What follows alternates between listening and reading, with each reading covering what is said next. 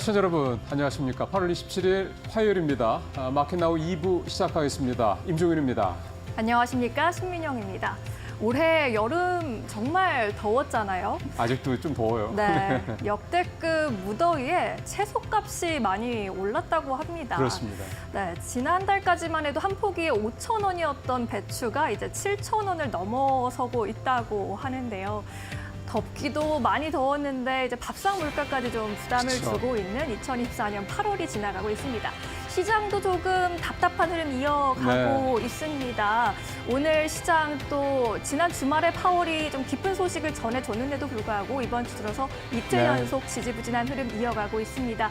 엔비디아의 실적 발표를 앞두고 기대감보다는 좀 우려감이 앞서고 있는 상황. 여기에다가 중동발 또 리스크가 더해지면서 투자 심리가 악화되고 있습니다. 그래도 아침 저녁으로 선선한 바람이 좀 불어오고 있는 만큼 우리 시장에도 훈풍이 좀 불어오기를 기대해 보겠습니다. 전적으로 공감합니다. 오늘 시장은 일단 장 초반에 조금 많이 빠졌다가 지금은 꽤 많이 반등을 해서 아직 뭐 마이너스 거기는 한데 어떤 그런 부분들이 조금 줄어드는 불안감이 좀 줄어드는 그런 모습도 나타나고 있는데요. 우리 시멘커 말씀하신 대로 조금씩 어떤 시장의 일단 관망 분위기 여전히 경계 분위기는 여전하다 이렇게 봐야 될 것 같습니다. 오늘 이해라 앵커 대신 이데일 TV에서 오후 2시부터 4시까지 파이널샷 마감 상황 정리해주는 프로그램이죠. 진행하고 있는 신민영 앵커가 오늘 저와 함께 2시간 동안 진행을 하도록 하겠습니다. 잘 부탁드립니다. 네, 오늘 최선을 다해서 대신 진행해 보도록 하겠습니다. 네. 그럼 오늘의 이슈 먼저 만나볼까요? 가겠습니다. 오늘 시장 상황 좀 보죠.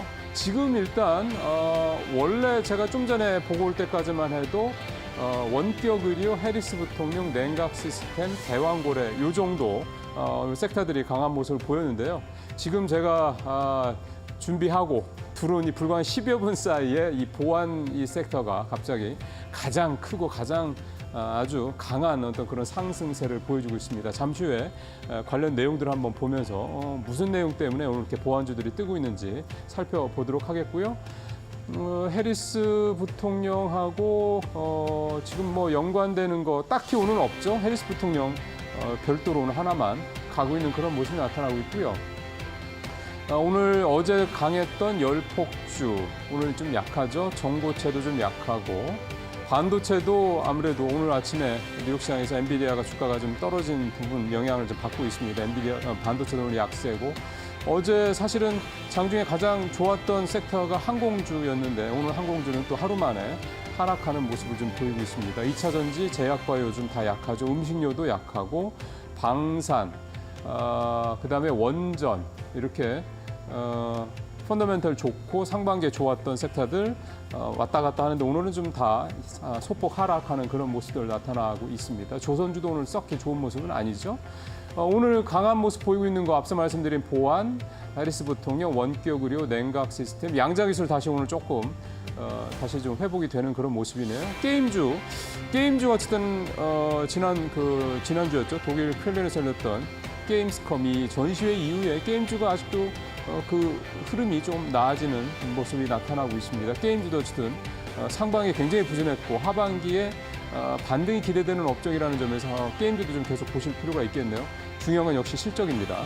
자, 이렇게 되는데요. 지금 보안이 제일 크기 때문에 보안주 일단 어떤 기사가 나오는지 한번 보겠습니다.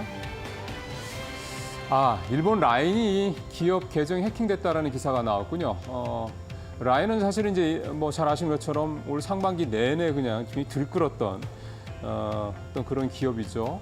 네이버의 이 라인 지분 좀 절반이 있는데 그거를 이제 사실상 일본한테 넘겨야 되는 듯한 뭐 그런 분위기 조성돼서 외교 문제까지 비화가 됐었던 그런 기업이었는데 그때도 사실은 이렇게 라인의 경영권 분쟁이 벌어졌던 가장 큰 이유가 해킹 문제였지 않습니까? 2022년도에 해킹이 좀 대규모로 있었던 그 부분이 결국 도화선이 돼서 경영권 뭐 분쟁 문제까지 왔었던 그런 기업이었는데 이번에 또 라인이 기업 계정을 이번에는 해킹이 됐다고 하네요. 그런 내용들 때문에 오늘 보안 관련주들이 좀 강한 모습을 보이고 있습니다. 자, 그 종목들 한번 보죠. 어떤 종목들이 오늘 좀 뜨고 있는지요. 센즈랩, 모니터랩, 라운시큐어, 한싹, 신시웨이 이런 종목들이 보안 관련주들이 강한 모습을 보이는데 센즈랩 같은 경우는 상한가를 기록하고 있고 모니터랩도 25%, 라운스케어도 18%, 한싹도 15% 전체적으로 굉장히 강한 그런 상승을 보여주고 있습니다. 그래서 아까 보셨던 것처럼 이 섹터의 버블 사이즈도 가장 크고 가장 뚜렷한 상승을 보여주고 있는 상황입니다. 자, 보안 관련주 이 라인 얘기는 이제 기사가 계속 속보로 두르는 대로 계속해서 좀 전해 좀 드리면서 보안 관련주들의 주가 흐름도 좀 계속 지켜보실 필요가 있겠습니다. 자, 다시 전체 화면으로 가보겠습니다. 그 다음에 강한 거가 중에서 여러분들께서 좀 그동안 많이 못 보셨던 그 새삼스러운 아이템이 원격으로 있는데 원격으로 한번 들어가 보겠습니다. 예, 우리 의료 쪽은 좀 올 들어서 계속 악재가 덮어지고 있는 그런 상황입니다. 사실은 의사들의 의료 파업 문제, 의사들이 의료 파업 문제가 사실 아직까지 해결이 안 된 상태인데요, 매끈하게. 그런 상황에서 이제는 간호사들까지 이제 파업을 하겠다 이런 의사를 좀 표명하고 있습니다. 사실은 이 간호사들의 이 업무 강도가 특히 의료 파업 이후에 더 훨씬 심해졌죠. 여기에다 최근에 더해서는 이 코로나19까지 있다 보니까 정말 응급실은 정말로 힘든 상황이다라고 좀 얘기가 좀 되고 있습니다. 그러니까 이런 어떤 굉장히 고된 열악한 어떤 근무 여건을 이제 개선해 달라 이게 이제 보건의료노조 간호사분들의 파업의 이제 이유다 이렇게 좀 봐야 될 것 같은데요. 그러니까 총파업이 91%의 찬성률로 가결이 된 상황이고요. 이제 파업이 가결이 되면 그 다음부터 조정 기간이 있습니다. 이 조정 기간이 이달 28일까지인데 28일까지 조정이 안 되면 당장 28일은 내일까지죠. 그다음에 29일, 그러니까 내일 모레부터 총파업에 들어가겠다라는 게 보건의료노조의 지금 현재 스케줄이고요. 여기에 이번에 보통 이제 이렇게 보건의료노조가 파업을 할 때 앞장서서 주도하는 게 이제 빅5 병원들의 노조인데 이번에는 또 빅5 병원 노조들은 참여를 안 한다라고 또 얘기가 되고 있어서 이 부분도 좀 내부적으로 뭔가 좀 파업과 관련돼서 갈등 여지도 있다 이렇게 봐야 될 것 같습니다. 어쨌든 원격 의료 관련돼서 그러니까 결국 이렇게 의료 분쟁이 더 확산이 된다 이럴 경우에 환자들 입장에서 봤을 때는 도대체 병원에 가서 치료를 못 받을 수 있는 상황이 된다 그러면 좀 경증 같은 경우는 그러면 이런 상황에서 어떻게 하는 게 좋겠느냐 결국 이렇게 원격 의료를 통해서 진단을 좀 받고 약을 처방받고 그래서 약국에 가서 약을 짓는 이런 식으로 좀 뭔가 플랜 B가 있어야 된다 그런 차원에서 이제 원격 의료가 오늘 좀 강한 흐름을 보여주고 있다 이렇게 해석이 되네요. 종목들을 볼까요? 예, 유비케어 플러스 11%, 인성정보 8%, 솔트룩스 9%, 비트컴퓨터 4% 이렇게 나오고 있는데요.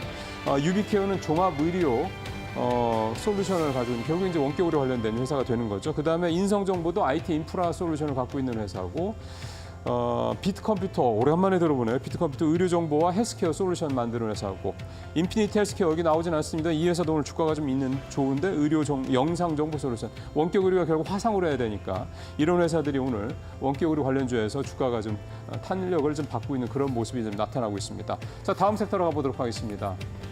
예, 해리스 부통령 주도 오늘 좀 다시 좀 강한 모습을 보여주셔서 한번 들어가 보겠습니다. 기사를 먼저 보면은요. 자, 이제 미국 대선은 전당대회 끝났고 일종의 이제 출정식이죠. 출정식이 이제 민주당, 공화당 다 끝났고 양쪽에 이제 대선 후보 민주당의 해리스, 그다음에 공화당의 트럼프 전 대통령 이 두 후보가 이제 본격적으로 미국의 전 지역을 돌면서 본격적인 선거 유세에 들어가게 됩니다. 일단 현재까지 판세는 해리스가 사실은 굉장히 우세입니다. 한 설문조, 최근 설문조사를 보면 해리스가 50% 지지율, 트럼프가 43% 지지율로 해리스가 7%포인트 이상 앞서가고 있습니다. 이게 7%면 이제 오차 범위를 이제 훨씬 넘어서는 거기 때문에 지금 놓고만 본다면은 해리스의 대통령 당선이 뭐 기정사실화다 이렇게 볼 수가 있겠지만 잘 아시는 것처럼 선거라는 게 어떻게 그렇게 되겠습니까? 결국 뚜껑을 열어봐야 되는 거고 또 미국은 우리처럼 직선제가 아니라 간선제이기 때문에 사실은 이 지역의 그 주에 그 대의원 수를 얼마나 확보하느냐 이게 결국 관건이기 때문에 과거 이제 고어 대통령과 부시 대통령 그때 선거 때처럼 막판에 그 대의원 수 조정을 하다가 결과가 바뀔 수도 있습니다. 그래서 미국 대선은 사실은 뚜껑을 열 때까지 봐야 된다라는 거. 이제 그걸 염두에 두시고 미국 대선을 관전을 하시는 게 좋습니다. 섣불리 누가 먼저 될 거다, 누가 되게 유리하다 이런 식의 판단하기에는 상당히 좀 리스크가 있다. 투자 전략을 짜실 때도 마찬가지입니다. 자, 내용들 보도록 하겠습니다. 자, 보죠. 종목들 보면 인벤티지랩, 에머리지, 오성 첨단 소재, 파일 약품, 한국 BNC 이렇게만 놓고 본다면 해리스 부통령 테마들 관련주들이 더 강한 모습을 나타내고 있습니다. 인벤티지랩도 7%. 전체적으로 상승폭이 크지는 않죠. 오늘 장이 뭐 조금 지지부진한 영향도 있긴 하겠습니다만 어쨌든 해리스 부통령이 이 지지율이 앞선다 해도 해리스 부통령이 승기를 딱 잡았다 말씀드릴 수가 없는 상황이기 때문에 오늘 지지율이 전반적으로 이 상승률이 아주 뭐 두 자릿수 이상 강한 모습을 보이지는 않고 있다 이렇게 말씀드릴 수 있겠습니다. 전체적으로 뭐 종목들은 여러분께서 뭐 자주 보시는 종목들이기 때문에 따로 설명드리지는 않겠습니다. 자, 다음 섹터들 한번 가보도록 하겠습니다. 이제 시간 때문에 하나만 더 본다 그러면 냉각 시스템을 한번 더 보죠. 어제 처음으로 이제 올라왔던 관련주이기도 한데요. 냉각 시스템 오늘 어떤 내용이 나오는지 한번 보도록 하겠습니다. 어제는 액체 냉각, 그러니까 엔비디아가 액체 냉각을 이번에 블랙엘 시스템부터 적용한다라는 얘기 때문에 액체 냉각 관련주들이 강한 모습을 보였고 오늘은 액침 냉각입니다. 액체 냉각은 물로 냉각을 시켜주는 거라고 생각하면 액침 냉각은 이게 이제 뭐 결국 이제 기름이라고 얘기를 해야 되는 건데요. 이제 물이 아닌 그런 이제 리퀴드, 그러니까 유동성 있는 성분으로 이제 냉각을 해주는 그런 시스템이 되겠습니다. 이게 이제 액체 냉각보다는 또 한 단계 더 이제 높은 기술력을 이제 표하는 그런 기술이라고 볼 수가 있겠는데 이게 아무래도 이제 기름 성분을 가지고 냉각을 시키는 그런 시스템이다 보니까 이게 정유사들의 정유 과정에서 나오는 윤활유와 이 공정이 비슷하다고 합니다. 그래서 국내 정유사들이 이 액침 냉각을 새로운 신성장 동력으로 삼아서 기술 개발에 굉장히 박차를 가하고 있다. 이 내용이 이 기사의 핵심 내용이 되겠는데요. 전체적으로 지금 가장 앞서나가고 있는 건 SK이노베이션. SK이노베이션 같은 경우는 SK무브라는 자회사를 통해서 이미 한 2년 전부터 이 액침 냉각 쪽 관련된 기술 개발에 좀 나선 상황이고요. 빠르면 올 하반기에 이미 기술 검증은 끝났고 빠르면 올 하반기에 액침 냉각 기술을 이제 본격적으로 이제 공개를 할 계획이라고 하니까 가장 SK이노베이션이 좀 앞서가고 있는 그런 모습이 되고 있습니다.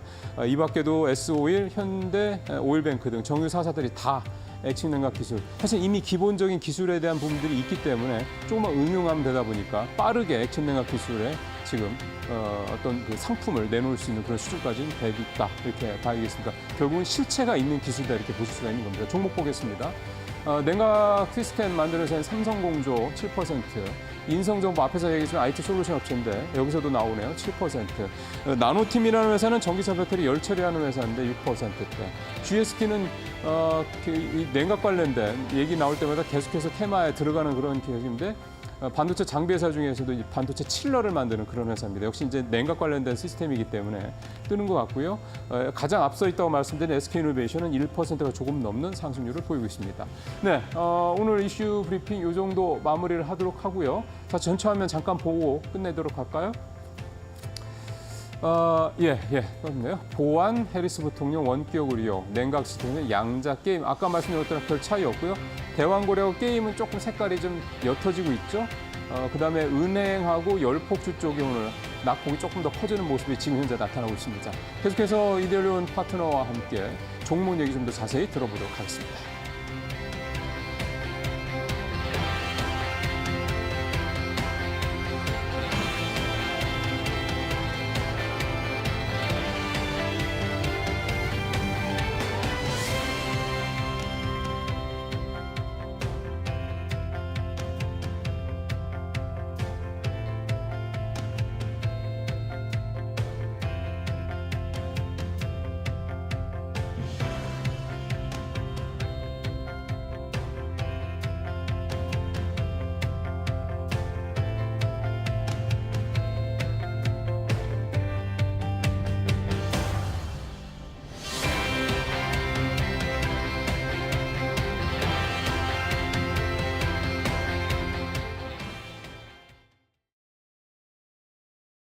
시장을 좀 보니까 지금 시장이 받아들이기에 그렇게 강력한 호재가 있지는 못한 상황인 것 같습니다. 오늘도 종목별, 업종별로 순환매 장세가 이어지고 있는데요. 종목별 흐름 좀 더 자세히 체크해 보도록 하겠습니다. 이데일리온 주태영 파트너입니다. 안녕하세요. 네, 안녕하십니까. 처음 뵙겠습니다. 네, 처음 뵙겠습니다. 잘 부탁드리겠습니다. 네, 잘 부탁드립니다. 네, 오늘 시장이 또 약해요. 어제에 네네. 이어서 오늘도 약세를 이어가고 있어서 좀 많이 아쉬운데 그 안에서도 테마별 움직임은 또 분주하게 나타나고 있는 모습입니다. 오늘 원격 의료 관련주가 어제부터 좀 탄력을 받았었는데 오늘 또 원격 진료, 비대면 진료, 파업 관련 이슈도 있었고요. 간호사분들 정말 좀 힘드실 것 같기는 하거든요. 네네, 맞습니다. 관련해서 유비케어, 인성정보, 비트컴퓨터 같은 종목들 강세 연출하고 있습니다. 어떻게 봐야 할까요, 이 네. 시세를? 자, 지금 의대 증원 문제로 지금 전공의들이 지금 6개월째 지금 병원을 지금 떠나 있는 지금 그런 상황이죠. 네. 자, 그런 상황에서 지금 코로나19도 지금 확진자들이 늘어나면서 더 힘든 상황인데 지금 간호사분들도 지금 파업을 또 그 28일 날 그 의결을 한다고 하죠. 자, 그래서 이제 관련주들이 이제 이런 원격 의료나 IT 의료 같은 이런 솔루션 기업들이 지금 올라가고 있는 그런 상황입니다. 자, 그렇다면 이런 종목들이 지금 내일까지는 만약에 진짜로 간호사분들이 파업을 하게 된다면 한 번 더 탄력받아서 올라갈 수 있는 그런 종목이 되겠지만 일단은 너무 걱정하셔도 되지 않는 게 일단 응급실과 긴급 무료 인력들은 지금 남아있는 상태에서 만약에 파업을 하더라도 한다고 합니다. 자, 그렇다면 네. 제가 처음으로 유비케어 종목을 한번 가지고 나오면서 이 종목 그래프를 보시면서 한번 말씀을 드리도록 하겠습니다. 자, 이 유비케어 같은 종목 같은 경우에 히스토리가 좀 있습니다. 어떤 히스토리냐면 위에 있는 이 저항선들을 찍을 때마다 점점 좁아지면서 밑에 있는 이 삼각수렴 구간을 뚫고 올라가면서 한 번 더 이렇게 거래량이 실리면서 올라가는 그런 그림이 또 마련이 됐었죠.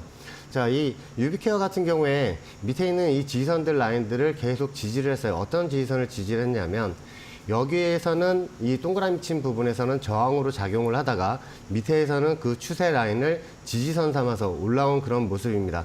자, 그렇다면 이 라인들을 지금 뚫고 올라왔어요. 위에 있는 이 라인이 원래는 저항선으로 작용을 해야 되는데 갭으로 지금 현재 올라온 상황입니다. 자, 그렇다면 유비케어 같은 경우에 지금 현재 올라간다고 따라 들어가시지 마시고요. 아침에 크게 올라갔었는데 좀 더 조정이 나오면 밑에 있는 이 지지선 라인들 4,700원서부터 4,600원까지는 한번 매수를 잡으셔도 되는데 이거를 지금 현재 상황에서는 매수 잡지 마시고 좀 더 조정이 나오면 매수를 잡으시고요. 그렇다면 위로 올라간다면 단기 저항선도 하나 설정을 해서 본다면 위에 6,000원 근방까지 올라갈 수 있는 그런 상승 여력이 마련이 됩니다. 자, 그렇다면 제일 중요한 건 밑에 갭이 하나 만들어진 상황이거든요. 이 갭을 오늘 메꾸지 않고 올라간다면 6,000원 라인 그 단기 저항선을 찍고 내려와서 밑에 갭을 메꿀 수 있으니까 그 라인들도 한번 위에 있는 저항선을 찍으면 50% 이상은 매도를 하시면서 대응을 하시는 게 좋을 것 같습니다. 네, 유비케어 함께 봤는데 유비케어 이외에도 또 인성정보도 강세를 보이고 있거든요. 네네. 인성정보 같은 경우에는 오늘 장에서 이 시세가 좀 이어질 수 있을 거라고 보시나요? 자, 인성정보 같은 네. 경우에 마찬가지로 지금 저항선을 향해서 올라가고 있는 그런 종목이긴 합니다. 네. 자, 그럼 그래프를 보면서 한번 또 현재 구간이 어딘지 알아보면서 대응 라인이 어딘지도 한번 알아보면서 대응을 하도록 하겠습니다. 네. 자, 그렇다면 이 그래프를 한번 보시면 위에 있는 이 저항선 라인들을 찍을 때마다 조정이 나오는 그림을 볼 수가 있고요. 밑에 있는 이 연두색 라인들 같은 경우에도 찍을 때마다 반등이 나오던 그 그림을 지금 확인을 하실 수가 있을 겁니다. 그리고 맨 왼쪽에 이쪽 저점에서부터 연결된 라인들을 찍고 반등이 나오고 있는 그런 상황에서 현재 구간을 살펴본다면 이 단기 빨간색 저항선을 갭으로 뚫고 올라간 상황이에요. 자, 여기에서는 지금 절대 아침 같은 경우에는 따라 들어가셨으면 안 되죠. 왜냐하면 바로 위에 3,000원대 저항선 라인이 있기 때문에 바로 따라 들어가시면 안 되고 지금 참으셨던 분들은 밑에 있는 지지선 라인 빨간색 지지선 라인이 버티고 있죠. 2,700원서부터 2,650원 라인까지는 매수를 잡으셔도 됩니다. 자, 일단은 갭으로 뚫고 올라갔기 때문에 그 라인들을 찍을 때 어차피 갭을 메꾸면서 지지를 삼고 올라간다면 위에 단기로 3,000원대 저항선, 파란색 저항선이 존재를 하고 있습니다. 이 저항선을 뚫고 올라가서 일봉상 딱 내일 같은 경우에 일봉상 만약에 갭으로 올라가서 저 파란색 저항선을 지지를 삼고 올라간다면 위에 있는 저항선, 연두색 저항선이죠. 3,200원대까지 올라갈 수 있는 그런 그림이 마련이 됩니다. 저 3,200원대 저항선은 여기 밑에 있는 이쪽 라인들, 추세 지선 라인들을 찍을 때마다 반등이 나왔던 구간인데 이쪽 라인에서는 저항선을 찍고 빠진 그런 그림이 보이죠. 이 3,700원대 라인은 그 6월 17일 날 찍고 빠진 그 저항선이 보이실 겁니다. 그대로 연결된 라인이 4,300원대 라인이니까 저 라인을 오면 한 50% 이상은 매도를 하시면서 대응을 하시는 게 좋지 않나 그렇게 생각을 합니다. 덜어내 물량은 좀 덜어내는 게 네, 좋겠다라고 맞습니다. 말씀해 주셨습니다. 투자에 잘 참고해 보시기 바랍니다. 두 번째 테마주 또 볼게요. 대왕고래 테마주가 오늘도 강세를 보여주고 있습니다. 동해 심해 가스전 개발 사업이죠. 대왕고래 프로젝트가 본격 가동을 시작했다는 소식, 또 관련주에 대한 기대감이 커지고 있는 것으로 풀이가 되고요. 또 간밤에 국제 유가가 3%대 오름세를 보였습니다. 이 중동발 리스크가 또 원인으로 작용하고 있고요. 이에 따라서 에너지 관련주, 정유, 석유 섹터 어제에 이어서 오늘도 강세 이어갑니다. 흥구석유의 경우에도 현재 2%대 강세 보여주고 있는데 네. 이 종목은 좀 어떻게 분석을 해봐야 할까요? 자, 이 종목하고 관련이 가장 많은 게 국제 유가죠. 유가. 자, 그래서 제가 국제 유가 그래프를 하나 가지고 나왔는데 서부 텍사스 중진류를 하나 가지고 나왔습니다. 자, 24년 10월물을 가지고 나왔는데 이 그래프를 보시면 이 종목이 지금 대왕고래 종목들도 그렇고 유가 관련주들도 그렇고 오르는 이유가 또 보이실 겁니다. 자, 그렇다면 제 그래프를 보시면서 이거 선물지수 요거 살짝만 한번 봐드릴게요. 네. 서부 텍사스 중진류는 밑에 있는 이 지선 라인들, 동그라미 친 라인들을 찍을 때마다 반등이 나왔던 그 그래프입니다. 자, 요 날도 그랬죠. 8월 5일 날도 찍고 나서 반등이 나왔고요. 자, 그리고 요 날도 8월 22일도 찍고 나서 W자로 반등이 나오는 모습입니다. 근데 우리가 지금 확인을 해야 될 게 있어요. 어떤 라인을 확인을 해야 되냐면 대왕고래 관련주 다 좋고요. 우크라이나가 러시아 크루스크 지역을 들어가서 지금 가스관 하나도 지금 점령하고 있는 거 다 좋습니다. 자, 그렇다면 우리가 가장 핵심적으로 봐야 할 거 위에 있는 저항선이에요. 자, 위에 있는 저항선 95불 라인 찍었던 이 라인들을 찍을 때마다 조정이 나오는 걸 보실 수가 있습니다. 자, 그렇다면 W자 완성 구간이 82.3불 정도 되는 그런 라인인데 이 라인을 뚫고 올라가게 된다면 한 번 더 크게 슈팅이 나올 수 있지만 이 라인을 찍고 나서 빠지게 된다면 단기 M자형으로 빠질 수 있는 그런 그래프가 마련이 되기 때문에 일단 위에 있는 24년 10월물 서부 텍사스 중진주를 보시면서 대왕고래 관련주들 보셨으면 좋겠습니다. 자, 그렇다면 제가 흥구석유를 한번 그래프를 보면서 말씀을 드릴게요. 자, 흥구석유 같은 경우에도 히스토리가 있죠. 어떤 히스토리냐면 서부 텍사스 중진류처럼 저항선들을 찍을 때마다 조정이 나왔던 그 라인들도 한번 보이고요. 특징으로는 이렇게 삼각수렴 구간을 하면서 계속 삼각수렴 구간을 뚫고 올라가면 상승이 나왔던 그런 히스토리가 있습니다. 자, 그래서 이쪽 최근에서도 한번 삼각수렴 구간을 뚫고 위에 있는 저항선까지 올라갔던 그런 그림들이 보이고요. 자, 그렇다면 현재 지금 대왕고래 관련주가 올라간다 해서 따라 들어가도 되냐라고 말씀을 물어보신다면 밑에 있는 지선 라인까지 기다려 보시는 게 좋겠습니다. 자, 밑에 있는 지선 라인들은 15,000원 400원서부터 15,000원까지 이어지는 이 추세 빨간색 지선이 보이실 거예요. 이 라인을 찍고 올린다면 크게 W자로 다시 올라갈 수 있는 그런 그림이 마련이 되기 때문에 흥구석유는 밑에 있는 추세 지선 라인들을 기다리시는 게 좋을 것 같습니다. 네, 잘 알겠습니다. 우리 이 대왕고래 테마 안에서 또 대성에너지도 좀 어제까지 올랐다가 오늘 빠지고 있습니다.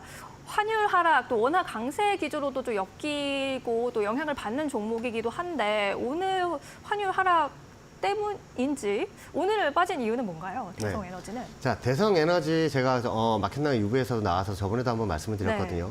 이 대성에너지 같은 경우에 그 지지선에서 한번 매수를 드리고 위에 한번 올라갈 때도 매도점도 한번 설정을 해드렸던 그 종목인데 다시 한번 매수점이 오는지 한번 또 살펴보도록 하겠습니다.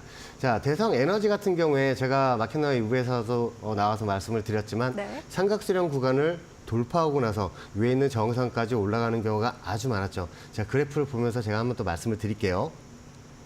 자, 대성에너지 같은 경우에는 이 좌측에서부터 보면 이렇게 연결된 이 추세 저항선, 이 삼각수렴 구간을 뚫고 나서 다시 한번 올라가는 경우가 또 있었고요. 그리고 큰 그림으로 이렇게 저항선하고 연결된 이 삼각수렴 구간을 돌파를 하면서 밑에 있는 지선과 연결된 이 삼각수렴 구간을 돌파를 하면서 위에 있는 파란색 저항선까지 올라갔던 그림도 한번 보여드렸습니다. 자, 그리고 나서 제가 만원대에 한번 만원의 매수를 한번 드려서 위에 있는 이 연두색 저항선을 목표로 한번 대응을 해보시라고 말씀을 드렸는데 그 저항선도 찍으면서 23%가 넘어가는 상승이 나왔던 바로 그 종목이죠. 자, 이제는 다시 밑으로 내려와서 밑에 있는 연두색 지지선 계속 연동이 되던 그 연두색 지지선들을 찍으러 내려오고 있는 그런 상황입니다. 자, 그렇다면 서부 텍사스 증질류 같은 경우는 W자로 반등이 나오고 있는데 그렇다면 이 종목은 떨어진다는 얘기냐? 그게 아니고요.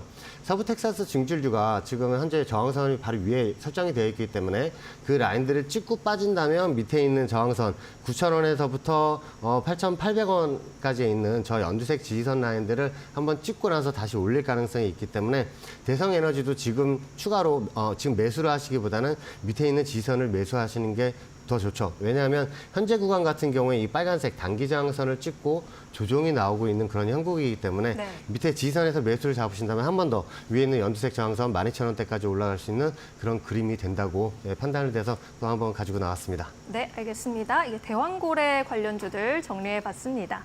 이제는 좀 해리스 부통령 관련주 좀 볼까요? 해리스 부통령 수혜주로 뭐 가장 크게 볼 수 있는 건 마리화나 섹터이죠. 해리스 후보의 지지율이 공화당의 트럼프 전 대통령 후보의 대통령의 지지율을 약 7%포인트가량 앞선다라는 여론조사 결과가 계속 나오고 있고요.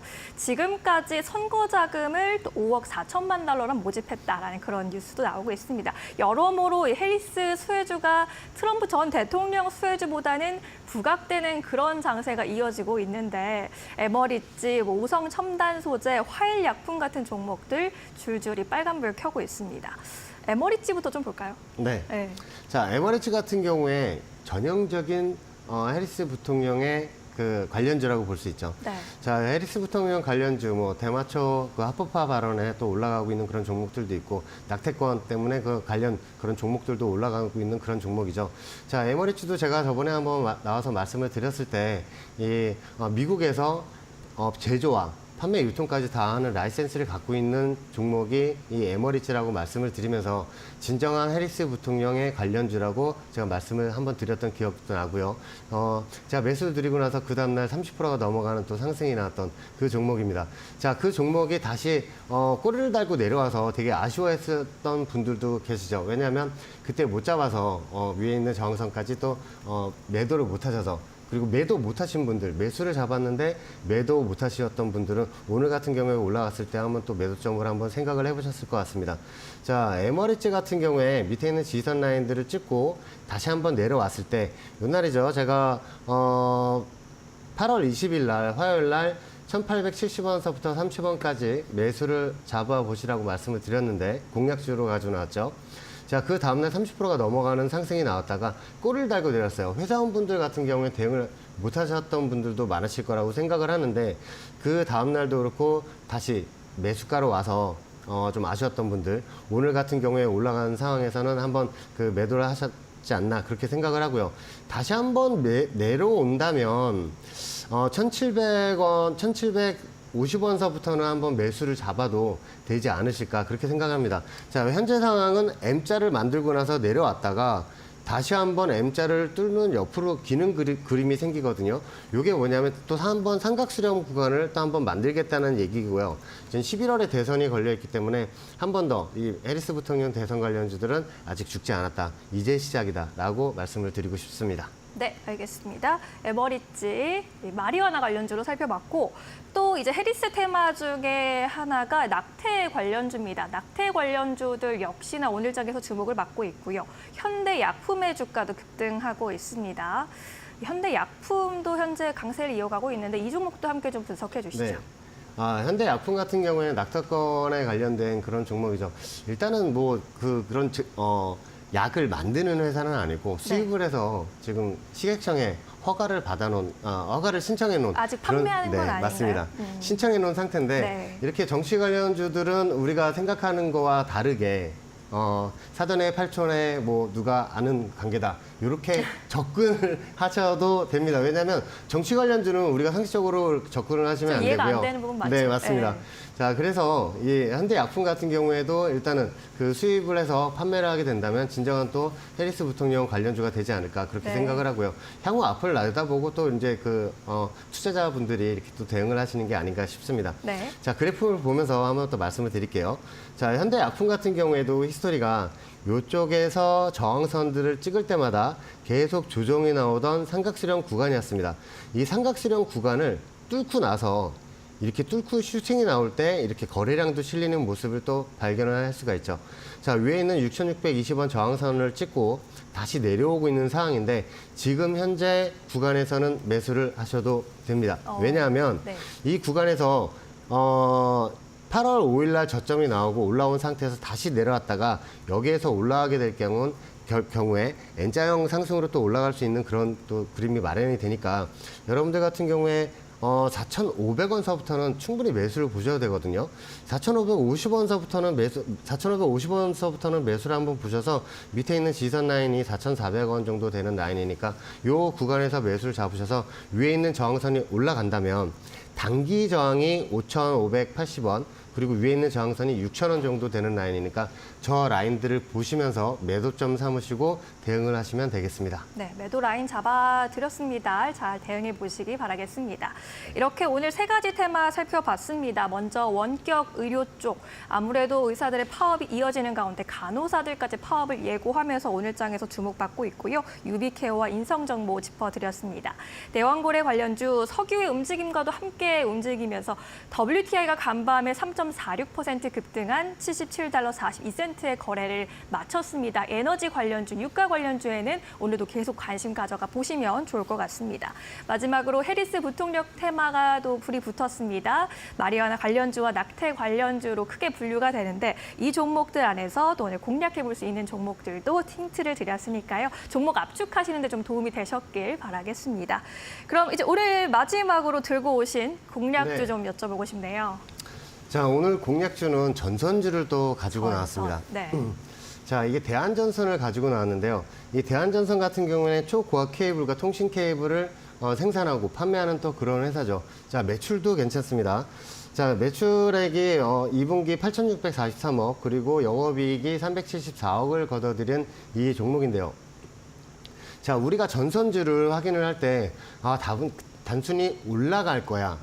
이런 식으로 접근을 하시면 안 되고 우리가 봐야 할 지표가 또 하나 있죠. 어떤 지표냐면 24년도 9월물 동차트를 보시면서 여러분들이 또 대응을 하셔야 됩니다. 자, 이 동차트를 보면서 왜 대응을 해야 되는지 제가 한번 차트를 비교를 한번 해드릴게요. 자, 여러분들이 보시는 이 오른쪽에 있는 이 차트가 왼쪽에 있는 이 차트가 동차트죠. 이게 네. 24년 9월물 차트고요. 자, 위에서부터 내려오고 나서 지선에서 반등이 나오고 밑으로 내려온 그림까지 이 대한전선의 그림하고 똑같습니다. 네. 자, 이 대한전선뿐만이 아니라 다른 종목 가온전선도 마찬가지고요. 큰 그림으로 보시면 이렇게 똑같은 모양으로 올라왔다가 내려오는 모습을 볼 수가 있을 거예요. 그래서 우리가 이제 대한전선을 지금 보실 때 이 2004년물 9월물 동차트가 여기에서 다시 떨어진다면 대한전선도 같이 내려오면서 밑에 있는 지선 라인들을 찍을 수가 있겠죠. 자, 그런 식으로 우리가 접근을 하셔야 됩니다. 자, 그러면 이 라인에서 동차트가 여기에서 바로 위로 슈팅이 나올 경우에 같이 대한전선도 같이 올라갈 수 있는 그런 그림이 마련이 되고 있고요. 자, 지금 현재 밑에 있는 매수점 라인들이 또 오고 있는 그런 상황입니다. 자, 동차트가 올라간다면 같이 올라갈 수 있는 그 차트가 지금 내려오고 있는 상태고요.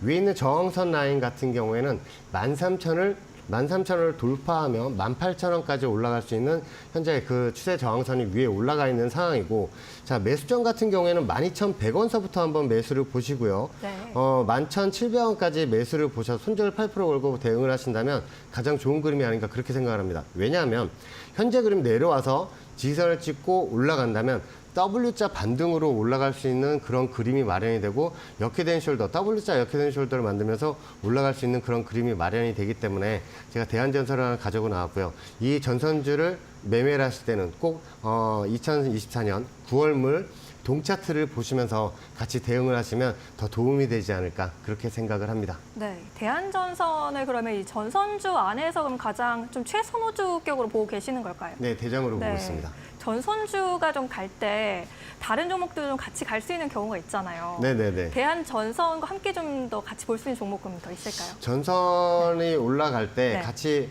동종업종을 한번 말씀을 드릴까요? 네. 자, 동종업종 같은 경우에는 제가 저번에도 한번 말씀을 드렸는데 가온전선을 한번 말씀을 드리고 싶어요. 예. 자, 이 가온전선 제가 차트를 보면서 한번 말씀을 드리자면 네. 이 특징이 있습니다. 여기 위에 있는 이 파란색 저항선, 요 선을 한번 중점적으로 보시면 이 라인 밑에 있을 때는 일봉이 저항선으로 형성이 되다가 이 라인을 일봉상 올라타면 이런 식으로 지지선으로 작용을 합니다.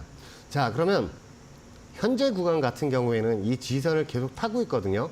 이 지지선을 타고 옆으로 기면서 내려오면서 W자 우측 하단 구간을 만들고 있습니다. 그래서 반등이 나와도 언제 반등이 나와도 이상하지 않는 그런 그림이기 때문에 강원전선도 같이 보시면서 그 매수점을 한번 삼으셨으면 좋겠습니다. 자, 밑에 있는 구간이 12,600원 정도 되는 라인이니까요. 14,000원서부터는 매수를 보셔도 강원전선 충분히 매력적이지 않나 그렇게 생각을 하고 있습니다. 네, 알겠습니다. 오늘의 공략주, 전선주 안에서 짚어주셨습니다. 대한전선을 최선호주로 보고 계시다고 하니까요. 투자에 잘 참고해 보시면 좋겠습니다. 오늘 자세한 설명 고맙습니다. 네, 감사합니다.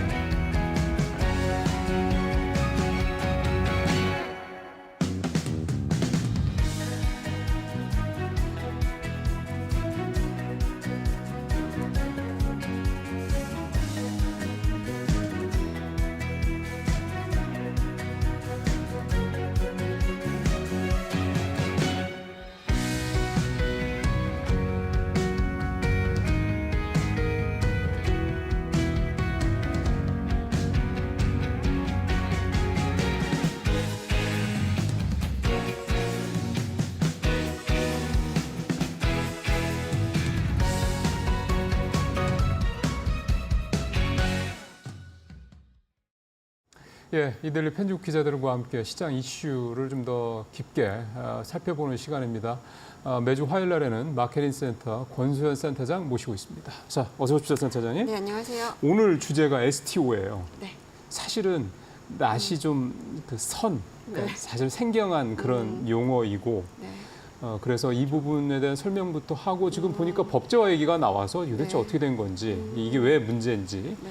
그리고 중요한 거는 이 STO라는 게 우리 이제 투자자분들한테 이게 뭔가 좀 해볼 만한 그런 투자 수단인지 이런 것들에 대한 좋은 정보를 오늘 좀 주셨으면 좋겠습니다. 일단 STO 이게 뭡니까?